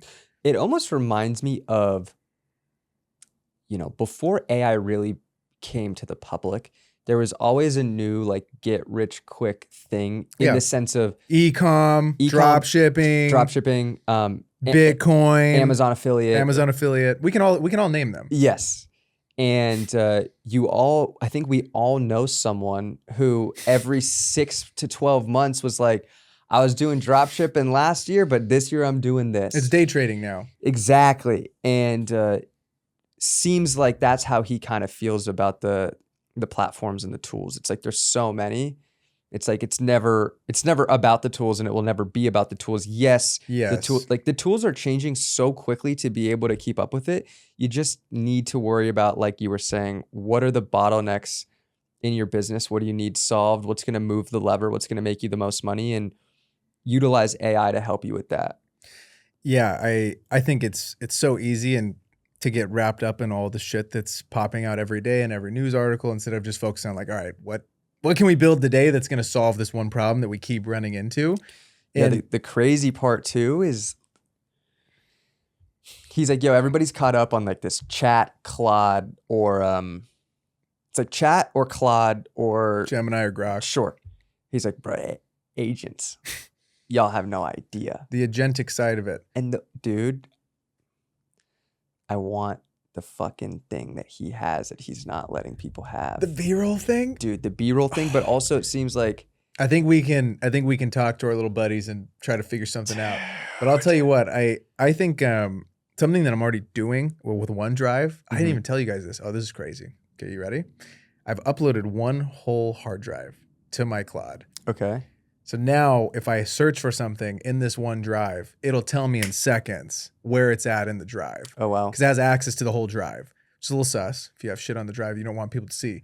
But that sex tape of yours? Yeah, exactly. From 04. I just don't want that to leak. But it's really cool because I'm like, oh, I want this one clip that I know exists, or like I know I named it this thing. Yes. And it just finds it, which is really cool. So I know that this is not far off from being something that we can use to find B-roll, because it's something that we struggle with all the time, is the finding of the clips. We're like, we're making ads right now for a new cohort, and it's like, we need this one ad or this one clip from the cohort call. So then we're like, when was the cohort? It was 9 weeks ago, having to go back. It sucks. Or even, dude, it's terrible to find the stuff. So I get, like, that's going to be crazy to be like, oh, this is young Fig. Yeah. This is Fig in college. I'd love all my college clips to be organized. I'd love to see all my Lakers content. Oh, I made all these things, the Lakers, that's them, boom. And people honestly offload it off my phone. Because I just have thousands and thousands of videos, because we're always taking videos. I'd love the travel stuff to be in one thing. Like, that's going to be super helpful. That's the cool part, though, about shit that's going to come out here in the next, like, 3, 4, 5 weeks. Seriously. Which is crazy to say. It's not... No, it's not months, years. Dude, 5 years from now, 6 years from now, when there's fucking flying cars. It's like, nah, dude. 10, 11 days from now, when we can do this. We can do this thing. Yeah, that is really cool. I also just like, and I felt this from Dan, his team, you are what you radiate, what you put out is what you get back. That's what I felt with the people that were here. Yeah, Yuli, we're gonna put you in we're gonna get a custom shirt for you. Black shirt. Yeah, says 505. We need a 505 shirt. We need a uniform. Yeah, I was. You got everybody in uniform. Yeah, the whole crew walk up. Yeah. And I was like, okay, we got to step it up. I get it. Here. Militant. Yeah. They all got the matching shirts on. Media. Yeah. We're not fucking around. I liked it. That was funny. Dude. We're gonna get Yuli a custom 505 hat. Okay, I was thinking about this. Tell me. I know that we want to do merch again. Okay. I think we should just rip trucker hats. I like that. Sick Easy. Truckers. Little 505 trucker hat. So easy. I like that. That'd be fun. Right? Yeah. How many of you guys would cop a trucker hat? Dude, it'll be swag. I like that. Let's make trucker hats. It'd be fun. I wear a fucking hat all the time. Uh-huh. Dude, you gotta show up the flow. Gets hair transplant, wears hat. Yeah, dude. I will. What's up with that? This is the thing for me, man. I'm always late. Okay. I'm always late. Uh-huh. So by the time I take Goose out, okay, Uh-huh. for example, this morning, we're going to leave at 8:20. Uh-huh. I take Goose out at 8:14. Goose is taking a little long to go to the bathroom. I'm like, dude, we got to go. Like, we got stuff to do. So I go up. I'm like, I'm going to do this, this, and this. That doesn't happen. I can't do my hair now. I've already brushed my teeth and mouthwash. I don't have time to do the hair. That's why the buzz thing is cool, because you just roll out of bed. You're ready to go, man. But you didn't like the buzz. You want the flow back. I do want the flow back. The buzz was cool. Honestly, I'm shocked at how fast my hair is growing. Me too. Wanted It's shocking, actually. yeah. It's crazy. Because I was worried that I wasn't going to be able to grow it out for the wedding. Mm. I got still over a year until the wedding. Which, by the way, I might have to invite Dan to that now that I'm thinking about it. Dan, we have a bachelor trip. Kids can't come. Dan, can we stay at your house in Cabo? Because I'm thinking. What do you charge to rent out the house in Cabo? It's probably pretty sick. I do like that he talked about the consistency thing. Mm. And how he said that was interesting. He's optimizing for the wrong metric. Yeah, and I kind of feel like I'm going through that right now. And with your content. So I've posted every single day. Some posts have been way less effort than others, and I feel like I'm finally starting to figure out what's performing the best or not. But I think going into this year, because consistency was such a difficult thing for me, in my mind, I was like, well, if I just post every single day and if I stay consistent, everything else will just take care of itself. And I now am thinking, I don't necessarily know if that's true. And I'm wondering if I don't, there's one of two ways. Either I stop being a little bitch and I say, how much of my potential do I want? And if I can do higher quality content every single day and stay really consistent, or the percentage of what I consider much higher quality content, have that consistent, or instead of posting 7 days a week, maybe I post 4 or 5 days a week. So I was going to ask you. Every piece of content is like really high level. Do you think that is the route? I don't know. I haven't. I low-key think it is. Because I think it gives you're a creative guy. We're creative guys. It gives you a chance to like recharge the creative juices. Yeah, and I also think that you know what I mean? I think you'd also like making 4 or 5 bangers than 7, and you're like 3 or 4 of these or whatever. I don't know. That's just me. Yeah, and what's interesting too is I had a buddy of mine named Brian who I was talking to the other day, and I was texting him because I sent him a video that I had made because he's also doing some hospitality content, and I sent him a thing. He's like, dude, I haven't even seen like the last 8 things you've posted. And I wonder, and maybe it's just because maybe the content that I'm posting every single day is not of like the caliber or the quality that I know that I can post. So maybe I'm getting punished for that. But I wonder what in an ideal world, you're posting, I think, every single day, super high quality pieces of content. But for sure, I just think as one person, I wonder if it does more for you to go less. And I think the answer is yes. And also too, another thing that I was thinking of is if I'm trying to go for a more luxury, I agree, higher end personal brand, because I want to start working with like the luxury boutique hotels, if I maybe change my strategy, anyways, just kind of talking out loud here, but I do like what he said, that consistency isn't enough. And then he kind of made a decision. He was like, I was consistent every single week for 8 years. He's like, but I needed to make the decision to go pro. I gave Sam a blank check and said, let's fucking run it. So sick. The fact that they've generated 200 million views in 30 days is ridiculous. It's like, I can't even fathom that. That's insane. We're hyped when we hit like a million total plus views over the course of 4 years of podcasting. That is actually crazy. 200 million. He's like, we're maxed out on every single platform. I know. Dude, you guys don't want to know what's coming. It's going to get dangerous. It's going to get dangerous. Don't let the kids get an agent. Don't let the pod hit 100K on Instagram. What are we going to name them all though? We got to come up with a funny group of Pebble, Sand, Big Rock, Yeah. Well, my little Mac Mini is called King Rock. King Rock. That's his Gmail. Yeah. I'm going to have to cut that out. I don't want someone to guess his fucking password. We're going to cut that out right there. Snip. So funny that he's like, yeah, my agent Kai. was talking to Betty. Betty's a real person. That was She has insane. no idea that Kai is not. That was insane. Mailed the letters. It's crazy. Sent her the letters. Said, Betty, print these out, ship these out. That's crazy. Yeah. Crazy. I really like the part we were talking about. Wait, where was it? Oh, let me find it. Let me find it, please. Oh, okay. Really like the part where we were talking about how most people never celebrate wins, because I heavily feel that. And I really loved the advice that he gave during that segment, because I think it's something I struggle with. I think it's something everybody struggles with. You get a win and you auto like start looking forward. Yeah. You just change the goalpost. Mm-hmm.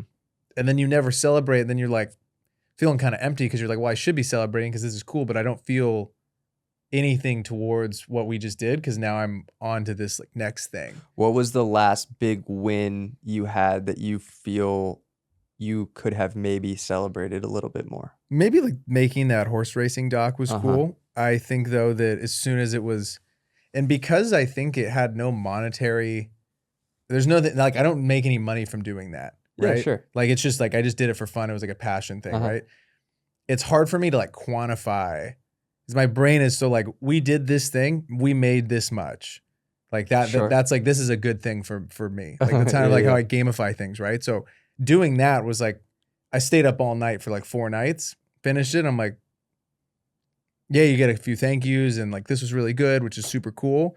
But it's like hard for me to quantify like putting that thing out and like why, you know what I mean? I don't know if that makes sense. So it was a really cool thing to put out, but I feel like I'm so focused on these other areas of the business that was a really cool thing to like put that piece of content out into the world that I've never shared that story before. No one knows about that story. And so that was cool, but I feel like it gets swamped by the other things that are keeping me up at night, if that makes sense. I almost think that you're trying to quantify art. Yes, no, totally. And you can't. I know. Because there's no, like, you can't be like, oh, I got 27 people to give me an applause, and I had 5 people say this was super, super good. But last time I made this, I only had 3 people tell me it was super, super good. So I'm improving. And it has nothing to do with business. Yes, I know. And that's where that's an interesting example, because that should be something where you're just like, I'm proud of myself for making it. And then it's not, you're not quantifying based off of how other people perceive it. It's just people perceive it how they want to perceive it. And then I'm just proud of myself for making it. But I think being proud of yourself is hard to allow yourself to. Oh, God. Yeah, and he was right. When he said it feels like you lose your edge, I feel that exact. When he said that, I was like, completely. Yeah. I would much rather be more rigid and not emotional and be like, what's next? Yeah. What can I eat next? And what can I do next? Than be like, you did so well. Like, I feel like whoop-de-fucking-do. Yeah, who gives a fuck what you think, dude? No, but that's like this weird, and I don't know if it's from sports or from like growing up around people who are entrepreneurial and seeing how they operated, because I feel like it kind of programs you when you're super young like that. So I don't really know, but I found that to be very interesting. I also really liked what he said about how, half of what he consumes is AI and half of it's like storytelling. Yeah. And I still think, and we've told you a bazillion times, I think story wins every single time. And how Dan has all of this life experience built up and all of these stories to pull from because of the experiences that he's had. He's he shared that, like his early childhood and then growing up and having these companies and wanting to impact people more and writing a book. And you have stories to pull from when people ask you questions. It's not like you're just reciting a script, right? And I think that a lot of people have to go skin their knees Yeah. and go do things or try things and at least say, oh, I tried this and I failed, but now I have like a crazy story about it. Like I remember when I interviewed for the Lakers job, they go, what have you been doing? I was like, well, I graduated school and the next week I moved to Indonesia to try to start a company and we failed, but I had like all this story to tell. I was like, in the interview, I was like, you're not going to meet someone who has like this kind of content. Like I can do travel, I could do sports, I could do whatever you want. I'll do this. I just came off of like living in a foreign country for 2 months and I didn't make it. And it was a way better story than, oh, I graduated and I worked this job and now I'm here. It's just much more interesting. I had stuff to pull. It's like, I've been trying to sell. I've been hopping on sales calls every day. Like I'm willing to, if you guys need stuff to sell, like I'll do it, whatever. You're like, brother, we're just. What do you guys need? Yeah. You guys need me in the sales department? Yeah. I'll go over there. You know, it was just a totally different interview process because and I was still super young, really not a lot, but like had a couple stories to tell and had a few like punched in the mouth moments of like, this sucked. Like, you know? I think of someone like Dan, who, even though he said he's been making content for like 17 years or whatever, that still means he started even a little bit later. And I would say Dan, at least he came on my radar probably. He's 46, he said? 40, yeah, I think 46 or 47. So he came on he was my 29, radar. bro. He was our age when he started making content. Sure. That's crazy to think about. And it's very different. It was very different back then. Like he came on my radar at 40, like in his 40s. Gary Vee didn't start making content until he was in his 30s. Mm-hmm. I'm pretty sure Jay-Z said he didn't make his first song until like 27, if I'm not mistaken. Caleb Ralston, he like worked for Gary and Alex and Layla and then decided to go all in on his personal brand. Greg from Bloom, he was like, I didn't feel like I was worthy of even sharing knowledge. It's like I needed to like really learn the game and know what the fuck I was talking about before even going all in. And you can see just in Greg and just in Caleb, they're seeing massive success in like such a short amount of time. But it's because of the 10 plus. Yeah, like you got to put in the work, especially now with AI. Like people's bullshit detector is just, it's automatic. And like people now are going into a piece of content just so skeptical. I've also noticed, as I've been posting every single day, the stuff that is getting the most comments or DMs, or just like meaningful analytics in my mind is when I'm sharing a lesson that I've learned and then attaching it to a personal story. And that's something that like... That makes sense though. It makes sense. And AI... When you say that out loud, you're like... Well, yeah. I mean, it's like, it's so basic. But I think it is...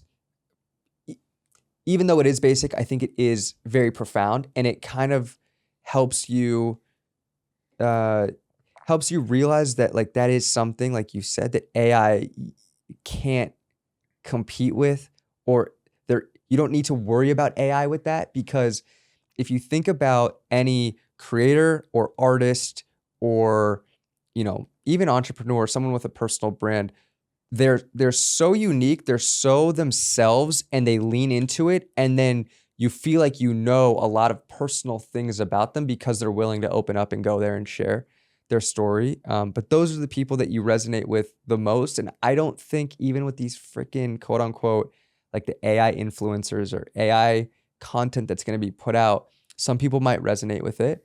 But, you know, I think there's also going to be a lot of people who are going to crave that human stuff, and you'll win if you allow yourself to go deep and share more about yourself. Yeah, this was a fun episode. We also, I don't know if you guys took note, we got headphones on, baby.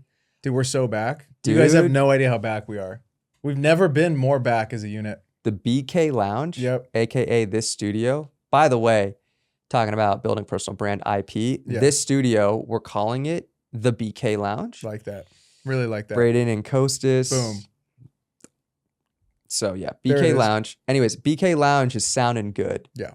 We had to take down these wood panels because on the opposite side of this wall is A breaker unit, a breaker unit, which is good for audio quality. super good for audio quality. It was causing crazy electrical frequency.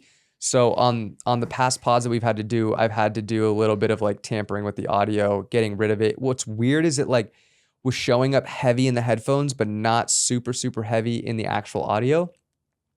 At least not all the time. Most of the time it was like usable. Now, no frequency at all. And the headphones make a difference. Yeah, dude. you feel that it's like you, me, and Dan. We're just like, yeah.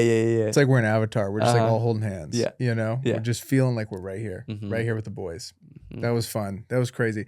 Yeah, this is episode 201, so 200 of these. Genuinely feels like that we were just talking about this on a walk. We started 7 months ago. Yeah.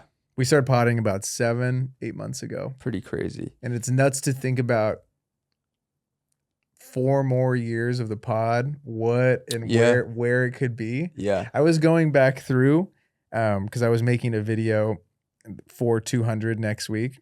I was like, oh, welcome back to the 505 pod. Dude, it's fucking hilarious to look back on.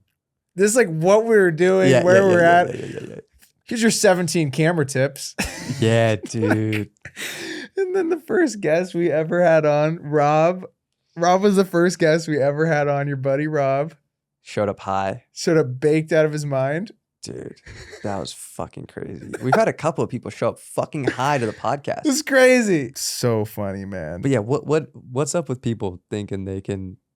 I'll tell you what, dude. What's up with people thinking it's a good idea to show up to a podcast under the influence of something? I think that when they come in here and the lights are bright, they're like, whoa. Yeah. What's going on, man? Just pretty funny. That is comedic. What a fun app. This is 201. Hope you guys are still here. Hope you've loved it. Is there anything that I have to share?